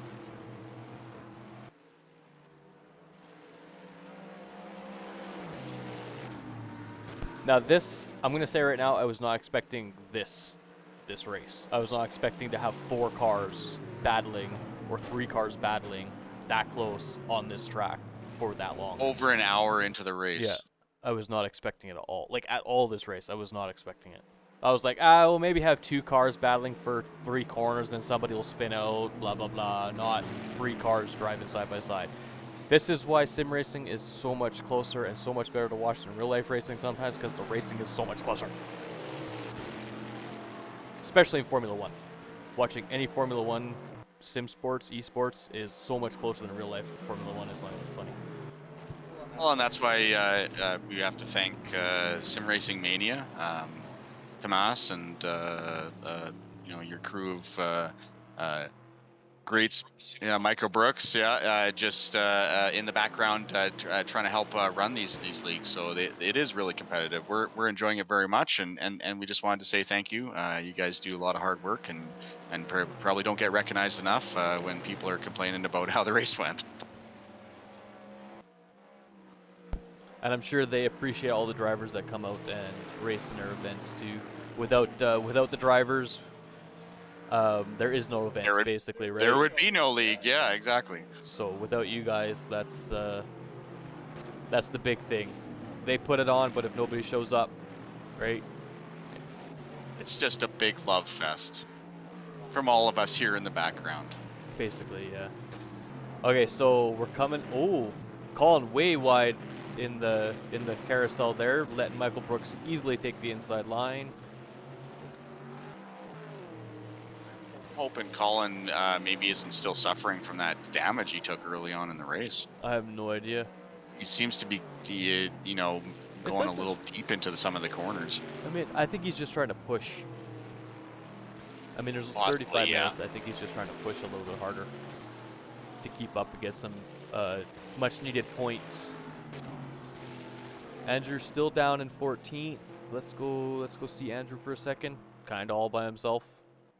He's got 18-second gap to the car in front, who is Dennis, who is on very weirdly worn rubber. So when he pits, Andrew will gain a free spot from that. And he's got a 54-second gap to the car behind him. So we'll keep on board with Colin here, see how this battle plays out, see if he can keep up with Michael, who is on the fresh set of tires.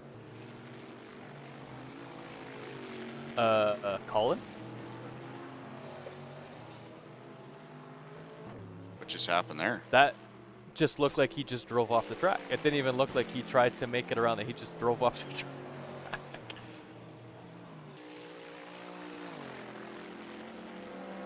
Yes, you have to come visit in person. 100%. Remember, you said you'd bring beer. And you have to bring beer. Yes. 100%. You will have to bring beer. And I mean, you just love watching it. Wait until you actually get in and do it. A lot of people are like, oh yeah, it's just racing. You just drive a car around in circles, blah, blah, blah, blah, blah. Once you do it, you have a fully newfound respect for anybody that actually can do it and does it well. So, like, we get people in our 2021 F1 cars and they do 2 laps and are like, I now have a newfound respect for Formula 1 drivers because holy Christ, this is insane. And well, and we're not even doing as much as Formula 1 drivers are. I mean, we have a number of settings and buttons and stuff that you can look at and you know, adjust and whatnot. But those guys have some of them. What is it? 42 different switches and dials and stuff on their wheels. And adjusting brake bias between corners and doing math and stuff. And yes, they have a team behind them, much like us here in the stream booth. But nonetheless, just, you know, kudos to race drivers. And yeah, it is tougher than it looks, guys. well, that's cool. Do you have a sim or do you just race at a desk or something? I know at home I just race at my computer desk because I don't have room to put a simulator in it. But that's how I've been racing for a long time. Well, and your boss doesn't pay you very well. I mean, not mention him. We also use VR here too, so if you don't use VR at home, it also makes it feel like you're more immersed in the thing. Personally, because I've done it competitively for like 4 years with just a screen, I did notice a difference in my skill going from VR to screen. It didn't make a set difference, but if you're used to racing in VR and then you go to a screen, it makes a huge difference. You just can't do it. It's very difficult. We're also, it does create an advantage though, Rick. If you look at how we do versus other drivers, I mean, there's some of the guys we're racing against, you know, they may not be using VR, but they'll have a lot more invested in their steering wheel and pedal peripheral setup than us. You know, I think VR makes a huge advantage. And I mean, of course, I'm biased, as I said before, but because I know from my own personal experience, my own sim racing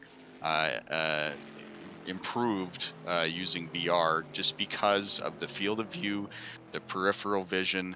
You're able to follow the track, look down track, look through the corner. I just think it does make all the difference in the world. So not to worry, Eric.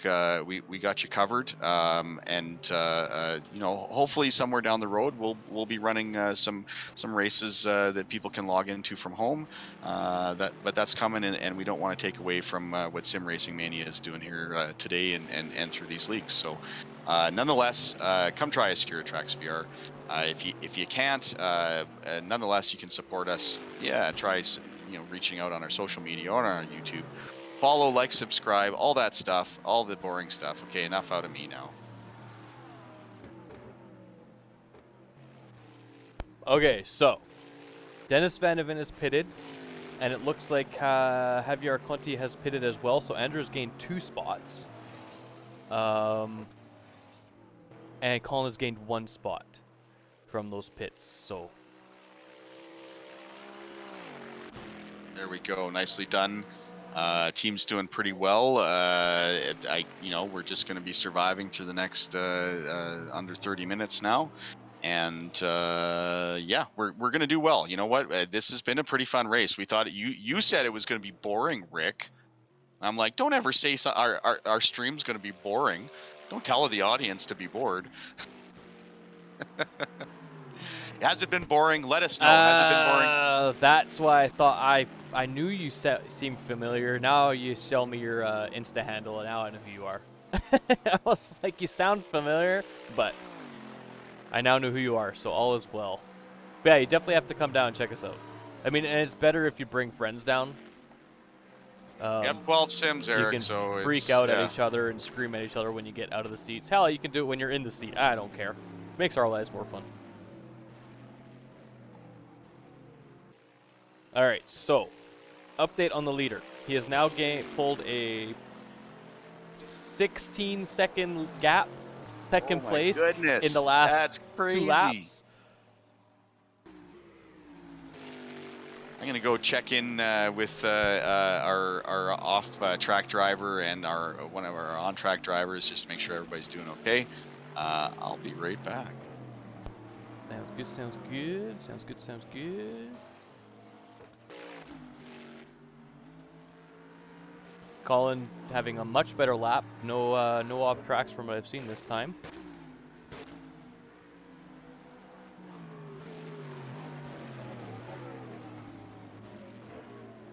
And Andrew is, he's still kind of in no man's land. He's 25 seconds behind 11th and 8 seconds ahead of 13th, so lots of time. I still don't know if Colin is...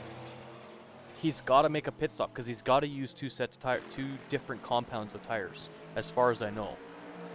I can actually double check that quick here because they made special rules for Nordschleife, so I just want to double check and see.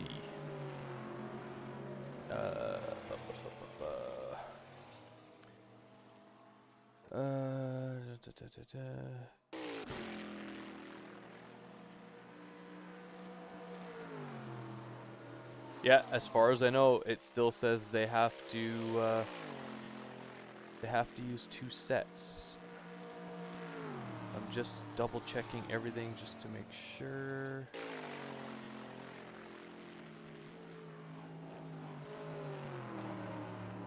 Yeah, so if Colin doesn't hit and swap tire compounds, unless my live timing is showing is just glitched out and he did change the tire compounds, he gets an automatic race DQ.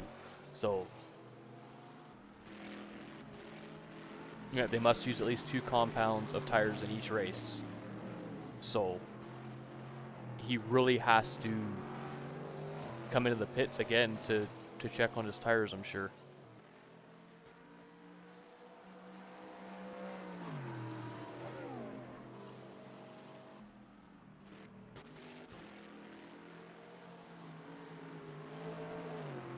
And thanks for all the likes on the stream, guys. That's awesome. I do believe we've hit the most likes on our stream that we've had for a stream. I think before this, our top was 7. We're at 9 currently. And hell, we just, in the last, 2 days, we've gained 8 subscribers. So keep those subscriptions coming in. Keep commenting in the chat below, of course. It's always nice to have people to chat to. But also keep liking the video, share it with people. There's still half an hour left in the race, a little bit less than half an hour in the race, so if you know anybody that's into it, let them know to come out and watch. We'd love to have more people. Looks like Jesper Burns is starting to catch up to Colin. I don't know if it's if his tires are starting to wear out or if he's just trying to fuel save a little bit so he doesn't have to grab as much fuel when he comes back into the pits.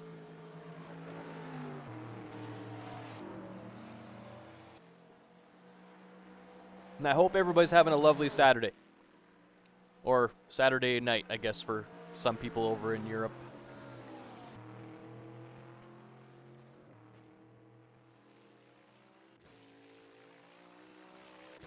Yeah, Jesper is really starting to catch up to Colin now. That gap has gone down from about 2.5 seconds. He's about a second away. So Colin either fuel saving or on some weirdly worn rubber. And Andrew's just kind of keeping... Actually, Andrew's got a nice little battle in his hands now. Javier Conti has caught up to him, so let's go on board with this battle for a bit. Let's see what happens here. They've still got about a 24 to 25 second gap to the car in front, so Andrew could be potentially, he's on the soft tires, so he's wanting to make them last for the last 3 laps, so he's either going to be tire saving and fuel saving, or one or the other, I'm not sure. Or just dealing with some very worn out soft tire compound there, so.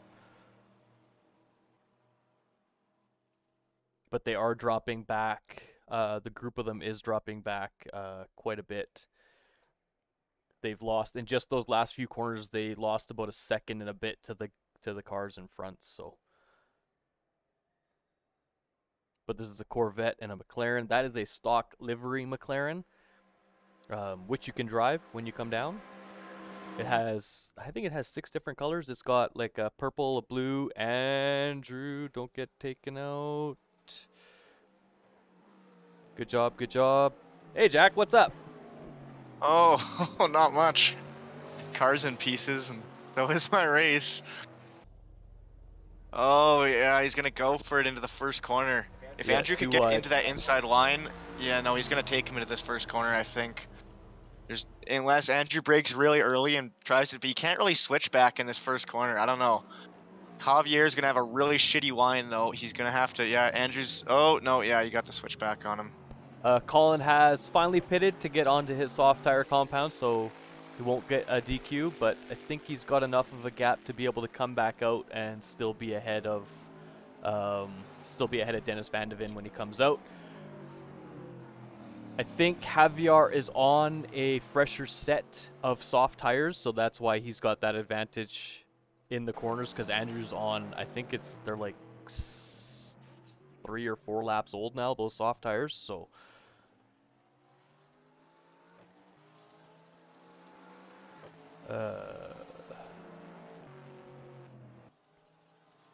So Colin is sitting in 13th after coming out of the pit lane.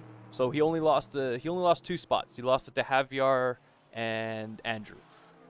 I guess Jesper too. So I guess he lost 3 spots.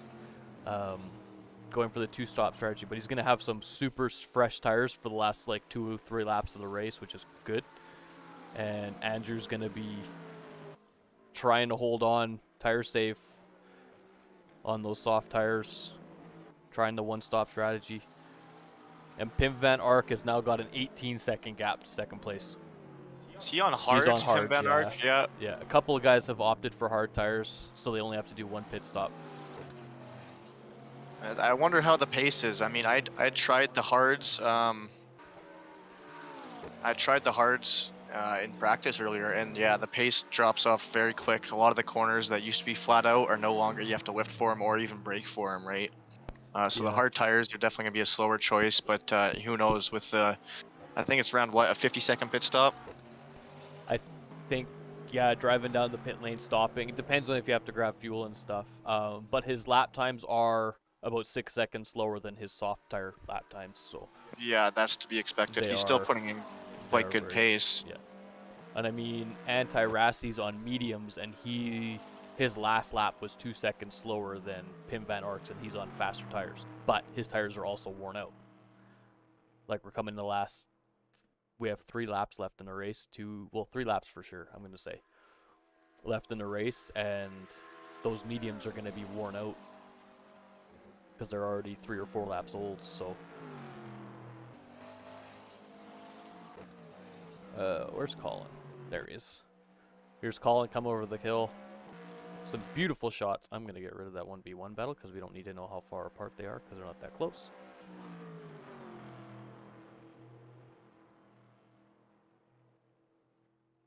Try throwing the current speed on. It only works when you have like the 1v1 battle up. Yeah. Yeah, this stuff is just for like the battle, the gaps between. That talk of peeing at 90.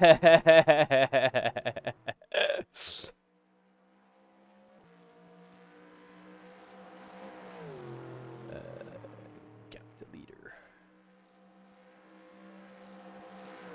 All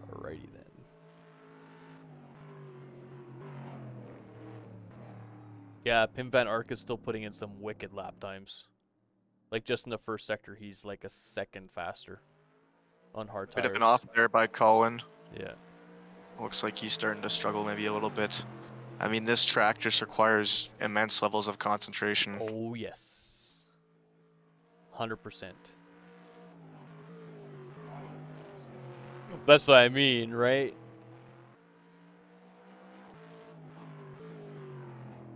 All I know is this race is going to shake up the standings a lot. And then once the penalties and stuff, I don't think there's going to be any penalties from this race. It didn't look like anybody took each other out.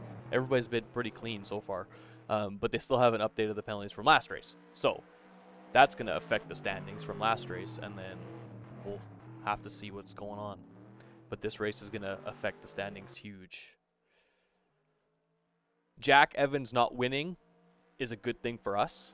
It's a very good thing for us. NT and Tomas are going to pull Team Future into first, though, if they stay where they are. They got some good finishing positions right there. And then Michael Brooks as well. Yeah, it'll be a really good points haul for them. They have...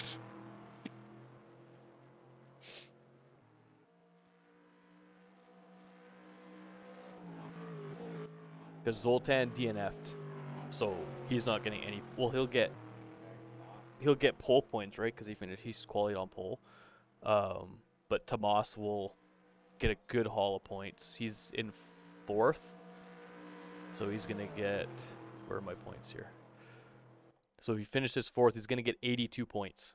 So it's gonna put him at 190 points. So he'll take first for sure. Because Anti can't pass him. But Tomas will go up into first. But Jack Evans not winning keeps him a little bit lower than us. We certainly don't wish So. unfortunate circumstances on anybody, but No. Well, it's always interesting to see the team battle. Yeah, the points race is always good to look at. It gives you kind of a perspective of what could happen and all that stuff. So.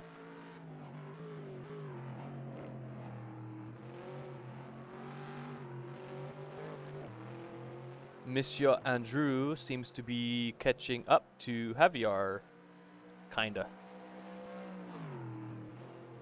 He's down to about 14 seconds, so either Javier had a spin or Andrew just put in a baller lap.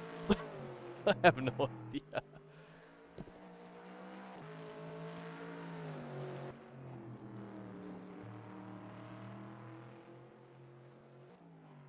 Let's actually...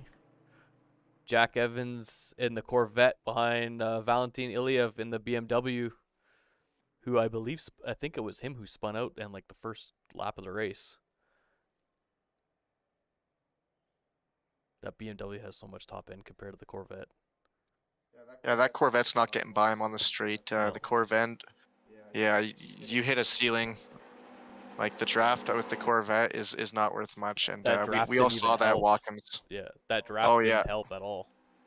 Yeah, he got him in the braking. It looks like into here, and the Corvette, that's where it'll win out, is into braking zones. But on the straight, you're gonna get past, right? Like watch right here, coming down the main pit straight. Oh yeah, he's moving to the inside. Valentin Iliev, Jack Evans taking the outside line. Oh, But and it looks like they're BMW switching just back. Yeah. pulls, right? He's just got Oh, so yeah, much top end.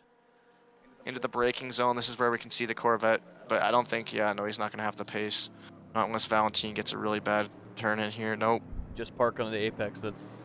We got 15 minutes left, so the 2 laps. He's just gonna be defending and parking on the apex now. Yeah, this GP course is the best spot for Jack Evans. Jack Evans did get past Colin. Yeah, I think Jack got past Colin in the Nordschleife, so. Yeah, it looks like unless Valentin makes a mistake, I don't think Jack's is gonna get by him here. Although Jack Evans is really quick. Oh, he's already peeking up the inside. Wow, he's really pushing Valentin here. Yeah, because he's gonna be pushing to make the pass in the GP course. Once you hit the Nordschleife, it's very hard to pass. There's not a lot of room, and you pretty much have to wait for him to make a mistake. Yeah, Jack Evans is gonna be going for that.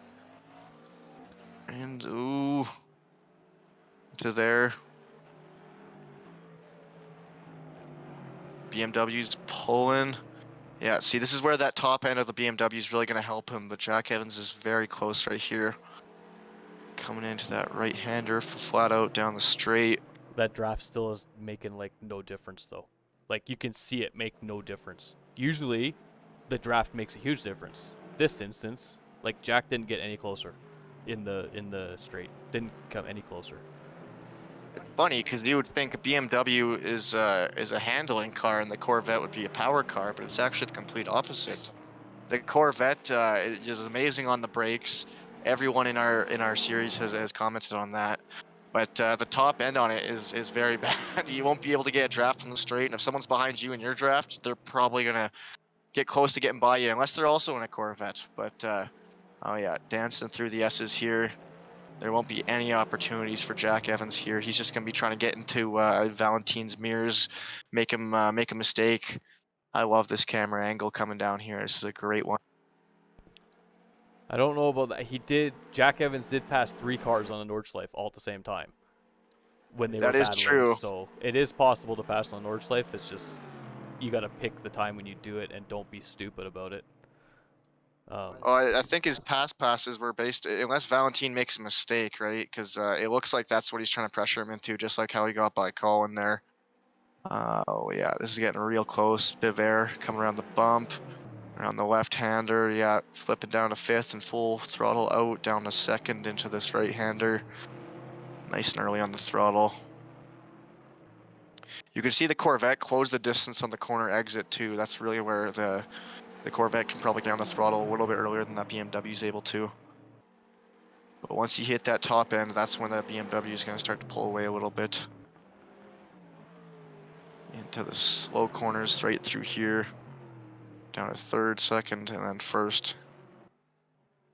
And then up. Nice.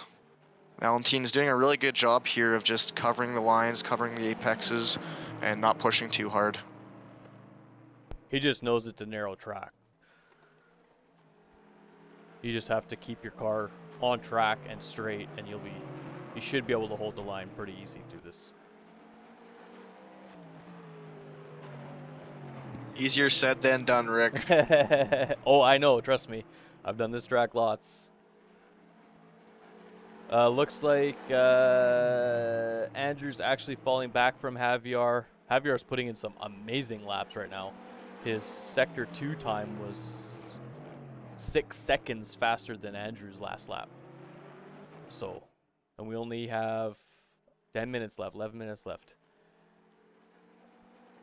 But I think Colin and Andrew are just they're gonna try to settle for where they are. It doesn't look like either one of them are really pushing. Colin is starting to catch up to Andrew just because he's on much fresher tires, right? And Andrew's on the very old soft tires at this point, so.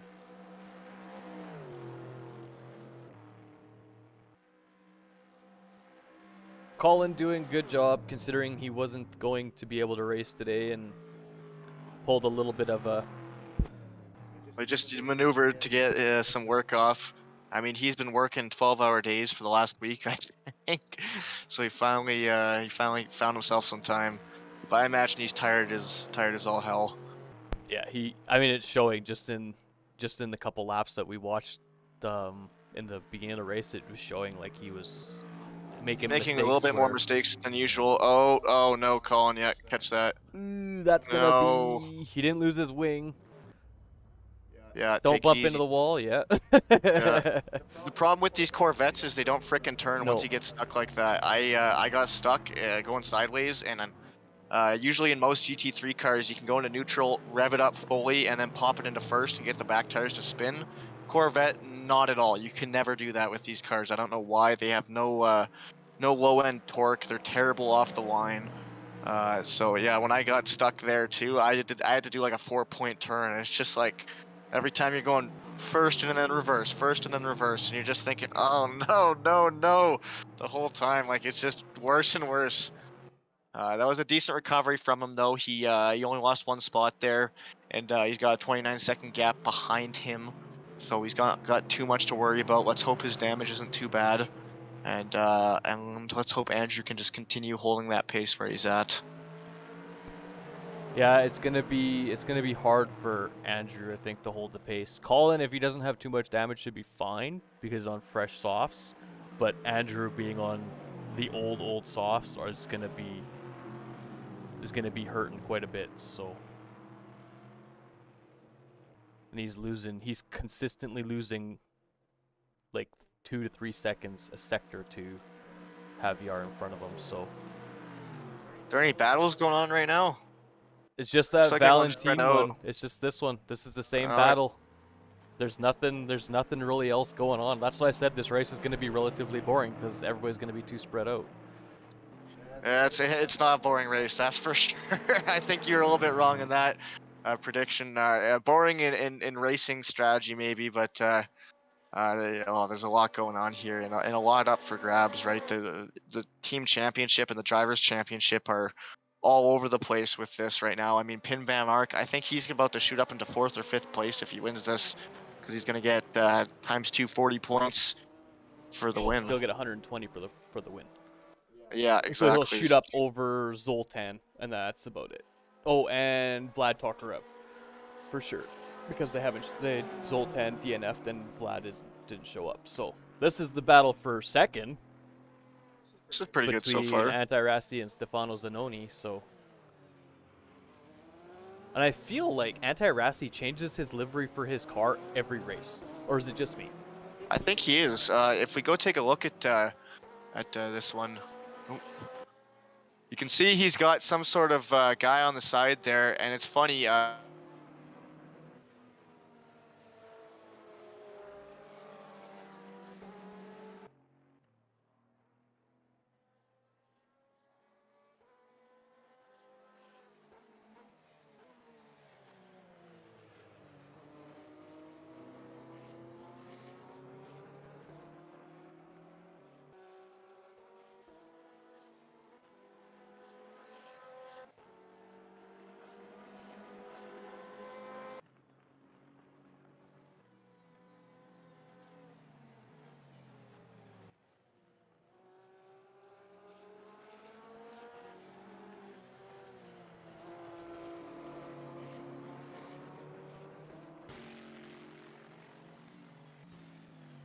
There we go.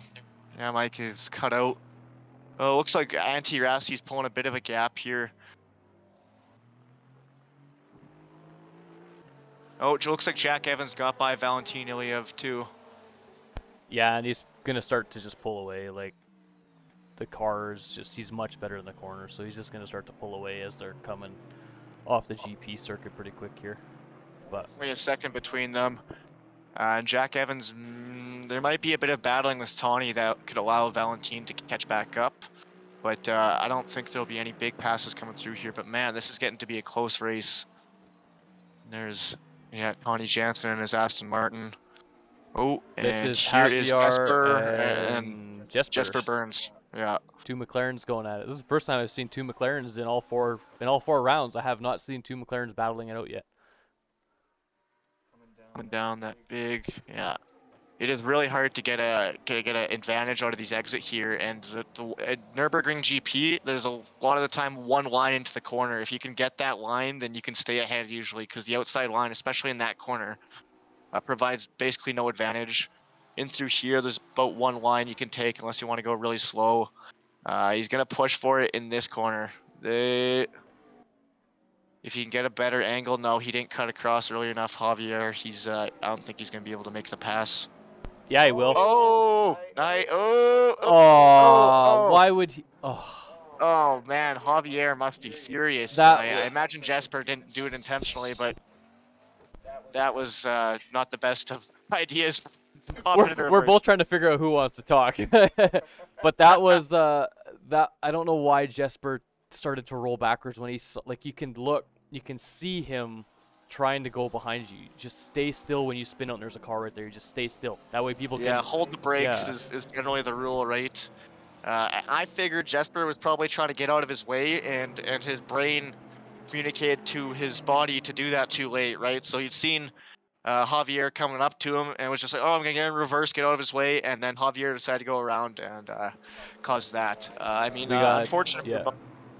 Sorry, we got it looks like Andrew is Tawny, so... Oh yeah, this is going to be a good battle here. Go Tawny. He is his first race here, so He's going to be holding Jack up in the drivers' championship for us a little bit. It looks like, I'm just going to say this now, it looks like Anti-Rassi is actually starting to push. He's cut that gap down to Pim by 4 seconds, but I think it's way too late because there's only 4 minutes left in the race. So this will probably be last lap. Let's take a I look. don't know where Pim is. He's about, it's going to be close. It's going to be Very close. close. He might slow down before the line so he doesn't get another lap. If I was Pim, that would be my strategy because he's got enough of a gap that doing another lap is only just going to endanger him further. Oh, but Anti-Rassi's got down to 12 seconds now. He's pulling some really good times. Yeah, He's pulling he's a 10. starting to push now. So Jack has caught this, caught Tawny here in that Jota Aston Martin. So Jack Evans is going to be pushing hard, knowing this is almost race time. He's going to be pushing as hard as he can. Andrew's trying to push as much as he can. We're watching live time. He's trying to push as hard as he can. I'm going to hop on board with Colin's battle with Dennis Van de Ven. He's caught right back up. He's only a second behind now. So all things considered, he's having a good recovery drive to catch back up to Dennis as they come flying, literally flying over the crest.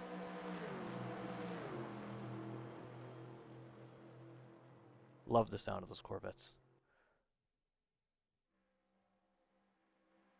This is where the race is going to get interesting, is the last couple minutes, because that's where everybody's going to be pushing.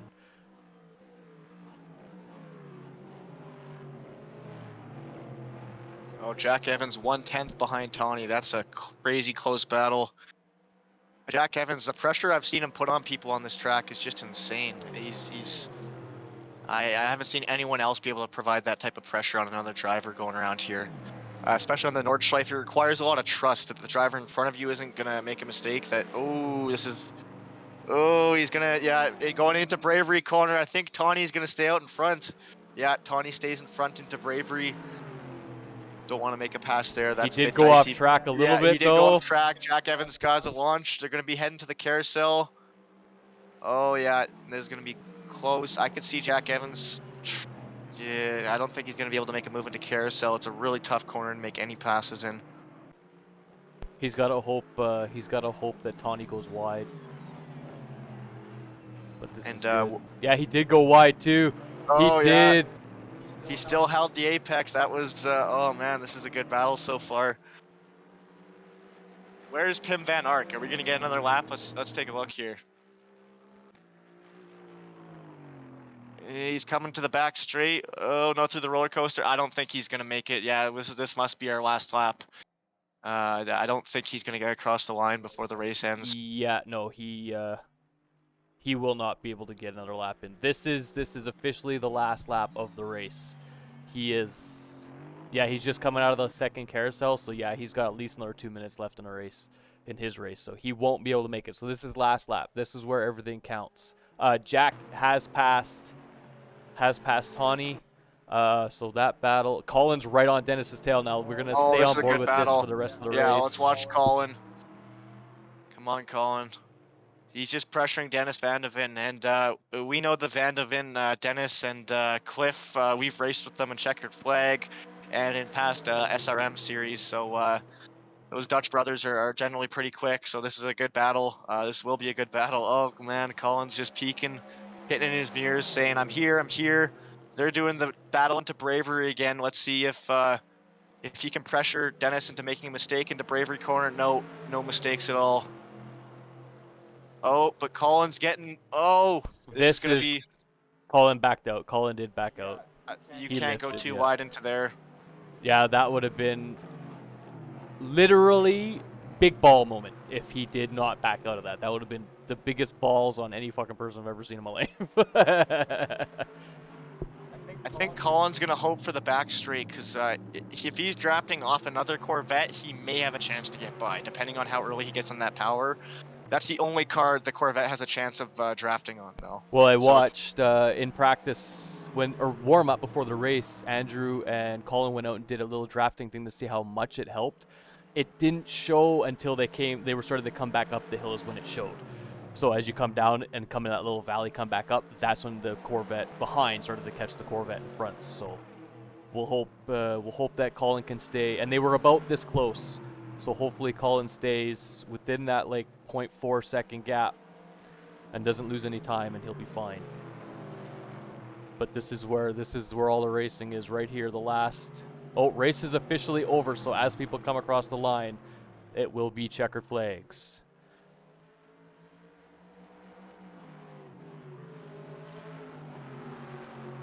This is a really good battle between, and Colin is used to racing against Dennis.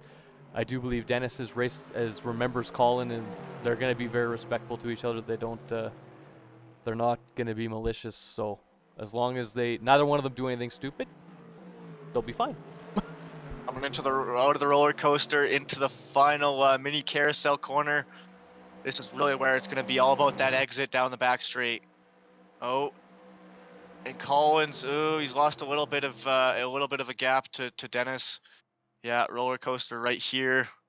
Very high speed section, flat out in 5th gear. This is a tough section to be in. You can feel your car getting loose as you come through here. Yeah, here's mini carousel that they're going to be coming around. And Dennis is probably just going to be trying to get his car far away from Colin as he can, so Colin has no chance to draft off him.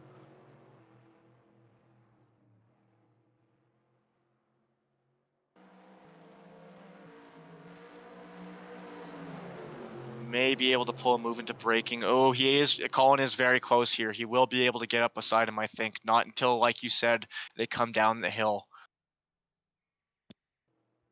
It's gonna be close. I don't think Colin was close enough coming out of that last corner. I don't think he was close enough, because he would, like, when he was behind Andrew, he was already on Andrew's butt. Like, he was pushing Andrew down the straight. He wasn't quite close enough. No. He's gonna No. peak. Oh, too Yeah. wide.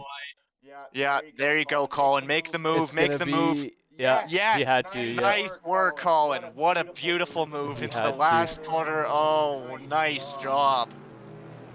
That 6-star driver, Colin, up into 13th and 12th. That is a good finish for the boys. Well done, and Andrew sitting in the pit lane. Yeah. Nice work, Colin. Holy crap. Yeah. What a move. That was very well done. Yeah, very, very well done.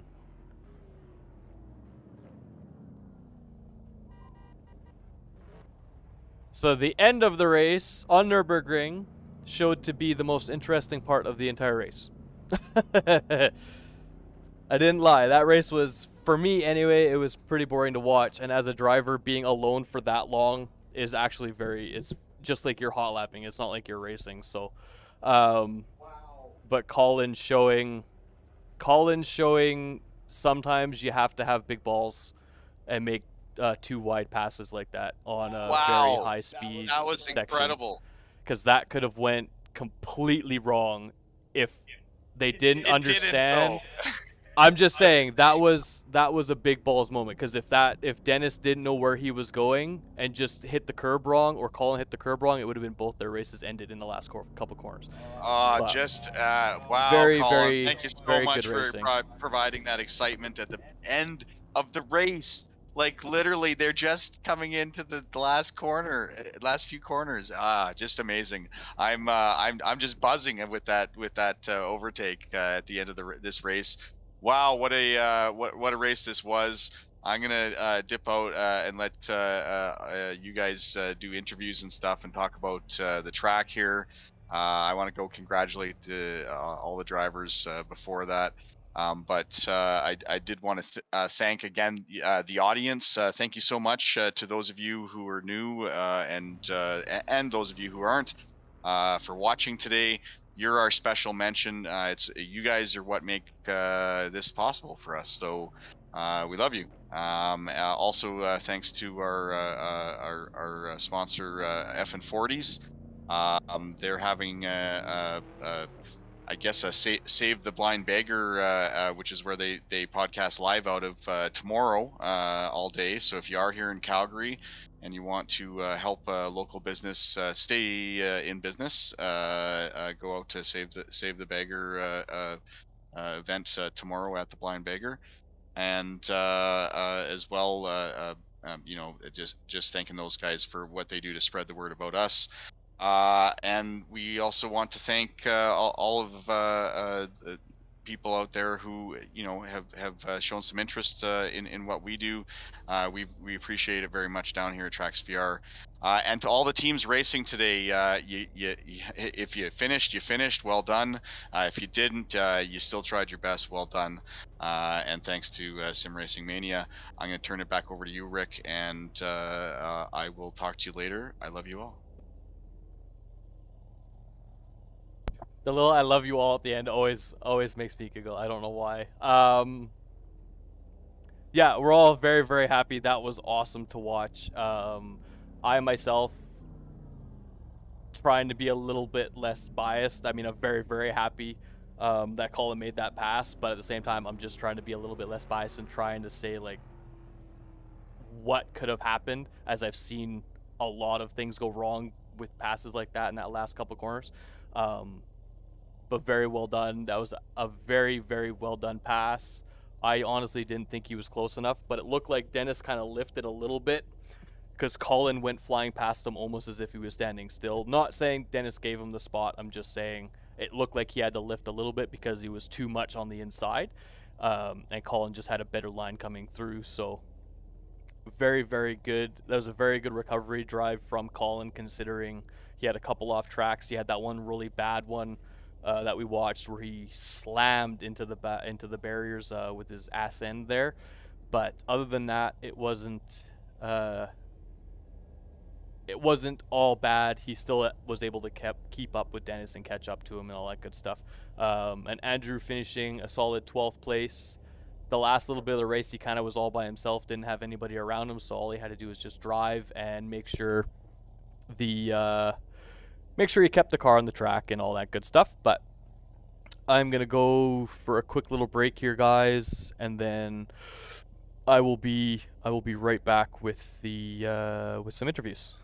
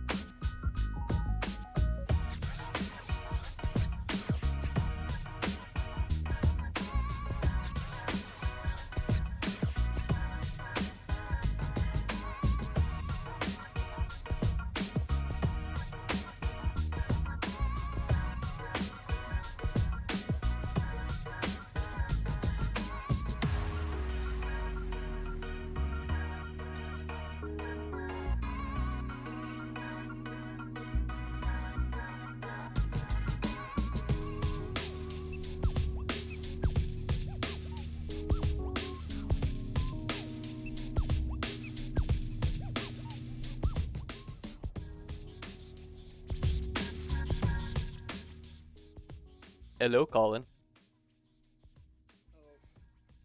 How was that race?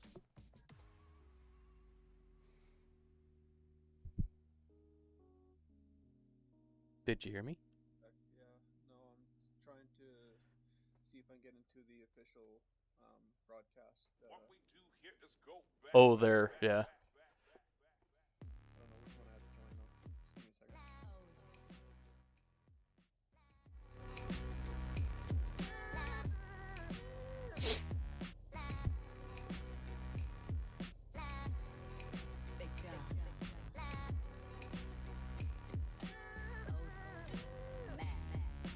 Yeah, I will when he comes back. He's just left the chat, so. Alright, guys. So, Nordschleife race. Done and dusted. Double points. Colin. Let's look at the points right now and see here. Just gonna turn the music down just a wee bit. When Colin comes back, we'll turn the music back up. SimRacingMania. Let's take a look-see, shall we? Alright. So, Colin finished... What did I say? Colin finished 13th. 13, so 22 points. Okay, you're back. Okay. Yep. So you got 22? Yeah, because it's 11 points and it's double points this round. And then Andrew finished 12, so he's got 26 points. Okay, where the heck are you? Okay, so that's going to put you up to 97. Yeah, I'm probably not going to move up a whole lot in the driver standings positions. You'll probably move up one. Because I think Javier finished way behind you. Oh no, Javier finished above you, so you're not going to move up at all. Yeah, and everyone else finished ahead of me. That's Jesper Burns finished ahead of me, so he might be closer now in the championship points to me. Yeah. Andrew's going to drop a few. Because Andrew got what? 12? Zoltan, 24? he got 26 points. 26 But points. Zoltan retired, so he'll jump him. Yeah, but Tomas finished 4th. So What he's did gonna get like 60 points or something, I think. He's going up to like 180 or 170 points, so. Yeah, and Vlad Tokarev, he didn't race, he didn't even show up, no. So 106, I'll be right behind Vlad then. And then Anti-Rassi got 2nd, so he's gonna get like a... Second is 57 times 2, so he's gonna get 114 points. So 53, so he'll have 106. So he'll have 106. So he'll go ahead of Tomas. So should be Anti and then Tomas in 1st and 2nd, I think. They'll have it updated here probably tonight, but yeah. And we also have to wait for the penalties and stuff to come out from last race too. Oh, because they still haven't posted the steward inquiry finish results or whatever from it. Yeah. As far as I know. Yeah, no, long race, really difficult, really tough, different strategies.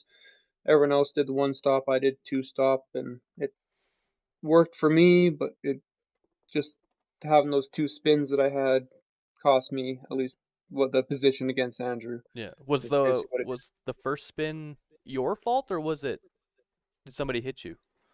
No, so just leaving the GP circuit and hitting the first left in the Nordschleife, the barrier on the right hand where you'd come out of the pits. Yeah.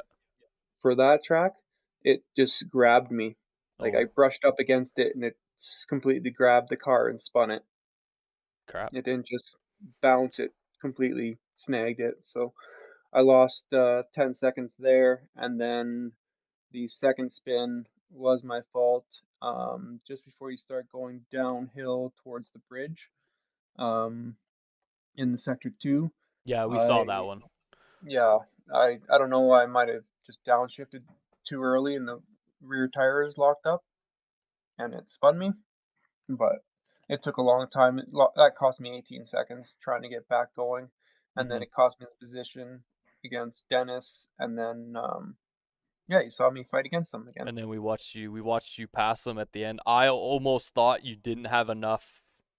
I didn't think you were close enough when you came out of the corner. But then you got up beside him, yeah. 3.3 tenths. Yeah, you were. I mean, Um, you were close. I just didn't think it was going to be close enough going into the corner, into that first left, flat out left or whatever. And it looked like he had to let off a little bit because he was too shallow into the corner.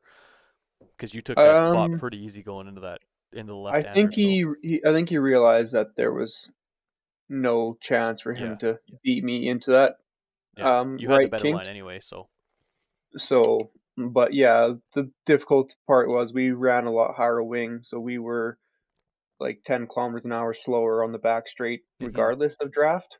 yeah, And then, so even with the draft, I was basically just matching what everyone else was doing. Like I only got to 278 or 279, and people were doing 280 on their own. So yeah. I mean, we were watching you guys try to keep up with them in the draft, and you guys were still struggling to stay right with them, yeah, especially the so Bentley and the BMW. So I knew going through sector 2, I needed to keep the gap under half a second. oh, for sure. Uh, if I was even just the 2 tenths further back than what I was, I wouldn't have made the pass. It would have taken me that extra 200 meters to get alongside him, and then I probably wouldn't have had the right to the corner. Yeah. Yeah, because But you got up beside him right before you were going into it, and then, I mean, you had the much better line coming around it anyway. So, yeah, and with that yeah, no, I extra wing, right? tried to push him over just a little bit so I knew I'd have the right, like could straighten out that right kink Yeah. and then just go into the braking zone. But then I seen, yeah, he probably backed out just because he knew it wasn't worth the risk. Yeah, it's like either we kill each other and we could possibly lose spots, both of us, or he just concedes Yeah, the one spot, right? yeah. So, So all in all, it was a good. good race. It was good watching you battle with him at the end of the race, though. That was nice. Yeah, A little bit of excitement. never want to race this track again though. That's not for a sprint race. If we do an endurance race, maybe, but then I need a lot more practice. Like Yeah, to be it's 19 seconds off of, or no, sorry, 9 seconds off the fastest time. I think I did a 120.9 as my fast lap, and the fast lap of the race was 8:11. it was an So 8:11, yeah. 9 seconds a lap slower is when you only got 12 laps to make up Yeah. time. It's not really. It's too hard to do. Yeah, exactly. Welcome, Andrew. Can you hear us? Yeah, hi Rick. You're super quiet, so I'm going to turn you up just a hair. Tell us how your race went. Yeah, I think it went okay. Like, we were lacking on pace, the whole time. That being said, I think in terms of execution, I think it was pretty well. I didn't have any off tracks over the whole race, which was something I'm pretty happy about because this is just about the toughest track in sim racing. Managed to make the one stop strategy work, getting the soft tires all the way to the end as well. So overall, I'll take it. you know. Yeah, I mean, you can't complain. No off tracks on a track like that. I would say that's a win in itself. Still a solid finish. It's gonna the whole championship points doubled today are gonna really throw a wrench in things, but we'll see what it is later. And then they have to apply the penalties from last week at some point. But good race today. You were nice and clean. Stayed on the track. Had no collisions, no incidents with anybody, and had a good finish. So You had one incident with me when we tried to swap positions. okay, yeah, okay. If you want to call that an incident, I didn't see him go off track though. You went off track. I saw that. Yeah, I did. No, that was. I had a really good run on him, and we figured, okay, let's just swap so we don't have to slow down. Like he's flat out, I'm flat out, hmm and then just that little bump on the inside curb was enough to send me into a slide and just trying to hold it and go in the grass and give it back to Andrew. So Yeah, Yeah. yeah, and Colin, you had one lap less fuel than I did, so the plan was for Colin to undercut me, and then I'll go an extra lap. So it would have been beneficial to have Colin in front of me at that point. Exactly. Yeah, that made sense. So I want to ask you guys about next week's race. I know I haven't raced at Poznan. Have any of you guys raced there? Nope. never even looked at it. Never Negative. heard of it. I just kind of quickly pulled it up on the computer while we were streaming, and it looks kind of cool. It reminds me of Red Bull Ring. Um, but this Just is the you. layout, because it's a very flat track, is it not? Yeah, There's it no remind like the elevation layout change. kind of reminds me of Red Bull Ring. It's a little more like a little wider, but the U or C or whatever shape it is kind of reminds me of Red Bull Ring that way. It looks quite technical looking at it, like a lot of double apex corners and some higher speed corners as well. This should be an interesting track, I think. It'll be fun. I think it'll be a good track. I was gonna ask you guys something else, and I totally forgot I was gonna ask you. This is just one of my days. Well, I mean, congrats, you guys all did good. Very unfortunate luck, Jack. That was we saw we saw the first accident, and we saw you persevere and keep going, and then we saw the second accident, and our hearts just dropped. It was so unfortunate. Everybody in the chat was just like, "Oh no." And then you said you had to pee anyway, so I guess it worked out in your favor a little bit. I mean, that was kind of distracting.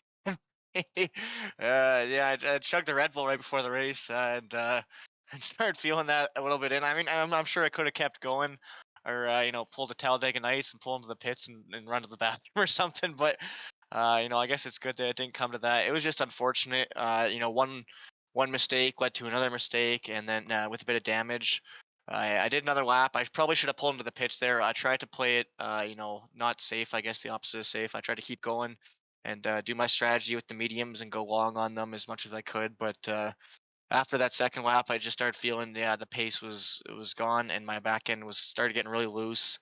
Crashed again, and at that point, I tried to keep going, even just really slow to go pull into the pits, and even if I come last, right, just finish. But the car was way too damaged at that point, and I was becoming a danger on track, getting in the way of other drivers. So I just decided to DNF right there. Well, it is a very difficult track, and like we said, survival, right? That's really all this race is going to be about. But nonetheless, we still have next round. Colin and Andrew got some well-needed points for the team championship. Got some well-needed points for themselves. We'll kind of go over the stuff next week before the race as everything gets updated. But congrats to you guys. Very well raced. Good comeback, Colin. Very good drive, Andrew. Any final words you guys like to say while we're on stream before we go? We have the best fans. Best fans, guys. Love you guys. We did have some good fans. Somebody from Brazil came Hashtag by. blessed, yeah. We had somebody from Brazil come by and say hello. So yeah, we got some good Awesome. fans. Really glad I was able to make it today and put on a show for everyone. Thank you for supporting us, and we love doing it for you guys. Yeah, totally. Colin, even though I DNF'd, you really entertained me for the last bit. So I was glad to watch you finish that race, especially that last pass. So thanks everyone for watching us. Tell us drivers really appreciate it. Right? It's nice having some fans and some support for what we're doing. It's a lot of work that you never see. You only see us racing, but you don't see the hours of practice that we've had. Right? So it feels nice to get some recognition. Oh, for sure, definitely. You guys all did great. The practice I know for this track was a royal pain in the butt for everybody. I know from experience myself, it's just a complete hassle to try to get any kind of good practice in because the track is so long. But you guys all did great. I'm looking forward to seeing you guys next week. Colin, are you going to be able to race next week? Yep, I will be able to. It's not like this upcoming Tuesday. It's the following Tuesday, correct? Yes, it's the 26th. Yep. Yeah, I should be able to make it. I can just double check right now. The 26th is a night shift for me, so I'll be able to race. I'll be able to do the race during the day and then go to work at night. So Awesome. Perfect. I will be there, and then I'm going to try to book off the 2nd and the 9th to be for those two races, and then the 16th I have off. So hopefully Awesome. I'm there The for full every season. round. That'd be Yeah. awesome. Yeah, just got to book some time off now. Yeah, you've been working enough. You should get they should allow you to get those times off and not have to pull another sick day. Yep. So we'll see you guys in the next round. Sounds good, Colin. We'll see you in 10 days here. Andrew, any other final words? Just yeah, thanks guys for like the whole team. I think it's it's a big team effort to put on these streams and these races from every single team member. So I just want to say thank you to the team, and yeah, let's go to the next one. And thanks to Awesome, the fans man. as well. I Yeah, also of forgot course. that. Always thank the fans. Always gotta thank your fans. Any last words, Jack, before we go, dude? Yes, it's yeah, mirroring the same statements as everyone else. Just thanks everyone for watching. This was our most successful stream so far with commenting. Of course, being on a Saturday that definitely helped. But we are streaming on Tuesday the 26th, guys. If you somehow have time at work or anything like that, you're working from home, we'd love to get you watching again and get more viewers. It was so great getting the comments and the interaction with this stream. So thanks a lot for that, guys. And yeah, we'll see you next time. All right, guys, you heard it from them. They're gonna go and do their after race things, just like every driver does. They gotta go do cool off and get lots of fluids in their bodies. Maybe go to the bathroom again if they have to. But yeah, we are streaming. Not that's Howard. If you guys heard him, not this next Tuesday. So not the 19th this week, but the 26th is our next stream at Poznan, which is in Poland. So definitely come and watch that. It's at 1:40 p.m. Mountain Time. So I think that's like 8:40 p.m. British time or Greenwich Mean Time, whatever time they're in now. But yeah, definitely come down and watch that. Thanks to our sponsors, the F140s podcast. If you guys are in Calgary, definitely go check them out on Wednesdays. I do believe it's at 7 p.m. They go live from the Blind Beggar. Great food, great alcohol if you like alcohol. I mean, not that alcohol's not bad in the first place. So thanks to them for sponsoring the car and sponsoring the drivers and stuff. From me and Howard and the rest of the team, thanks so much for watching, guys. Like Jack said, it is our most successful stream. Tell your friends, tell your family, anybody else that's interested in racing, definitely let them know to come out and watch. Subscribe to the channel. I'm just going to do one more check at the end here just to see what our subscriber count got up to during that. Yep, still at 38 subscribers. So just in that stream, we gained 3 more subscribers just from that stream. So thank you so much, guys. We really appreciate it. We've also gotten up to our most likes on a stream at 9. So that's a new number for you guys to top. We'll see you guys in 10 days, October 26th at 1:40 p.m. Mountain Time. That's it from us.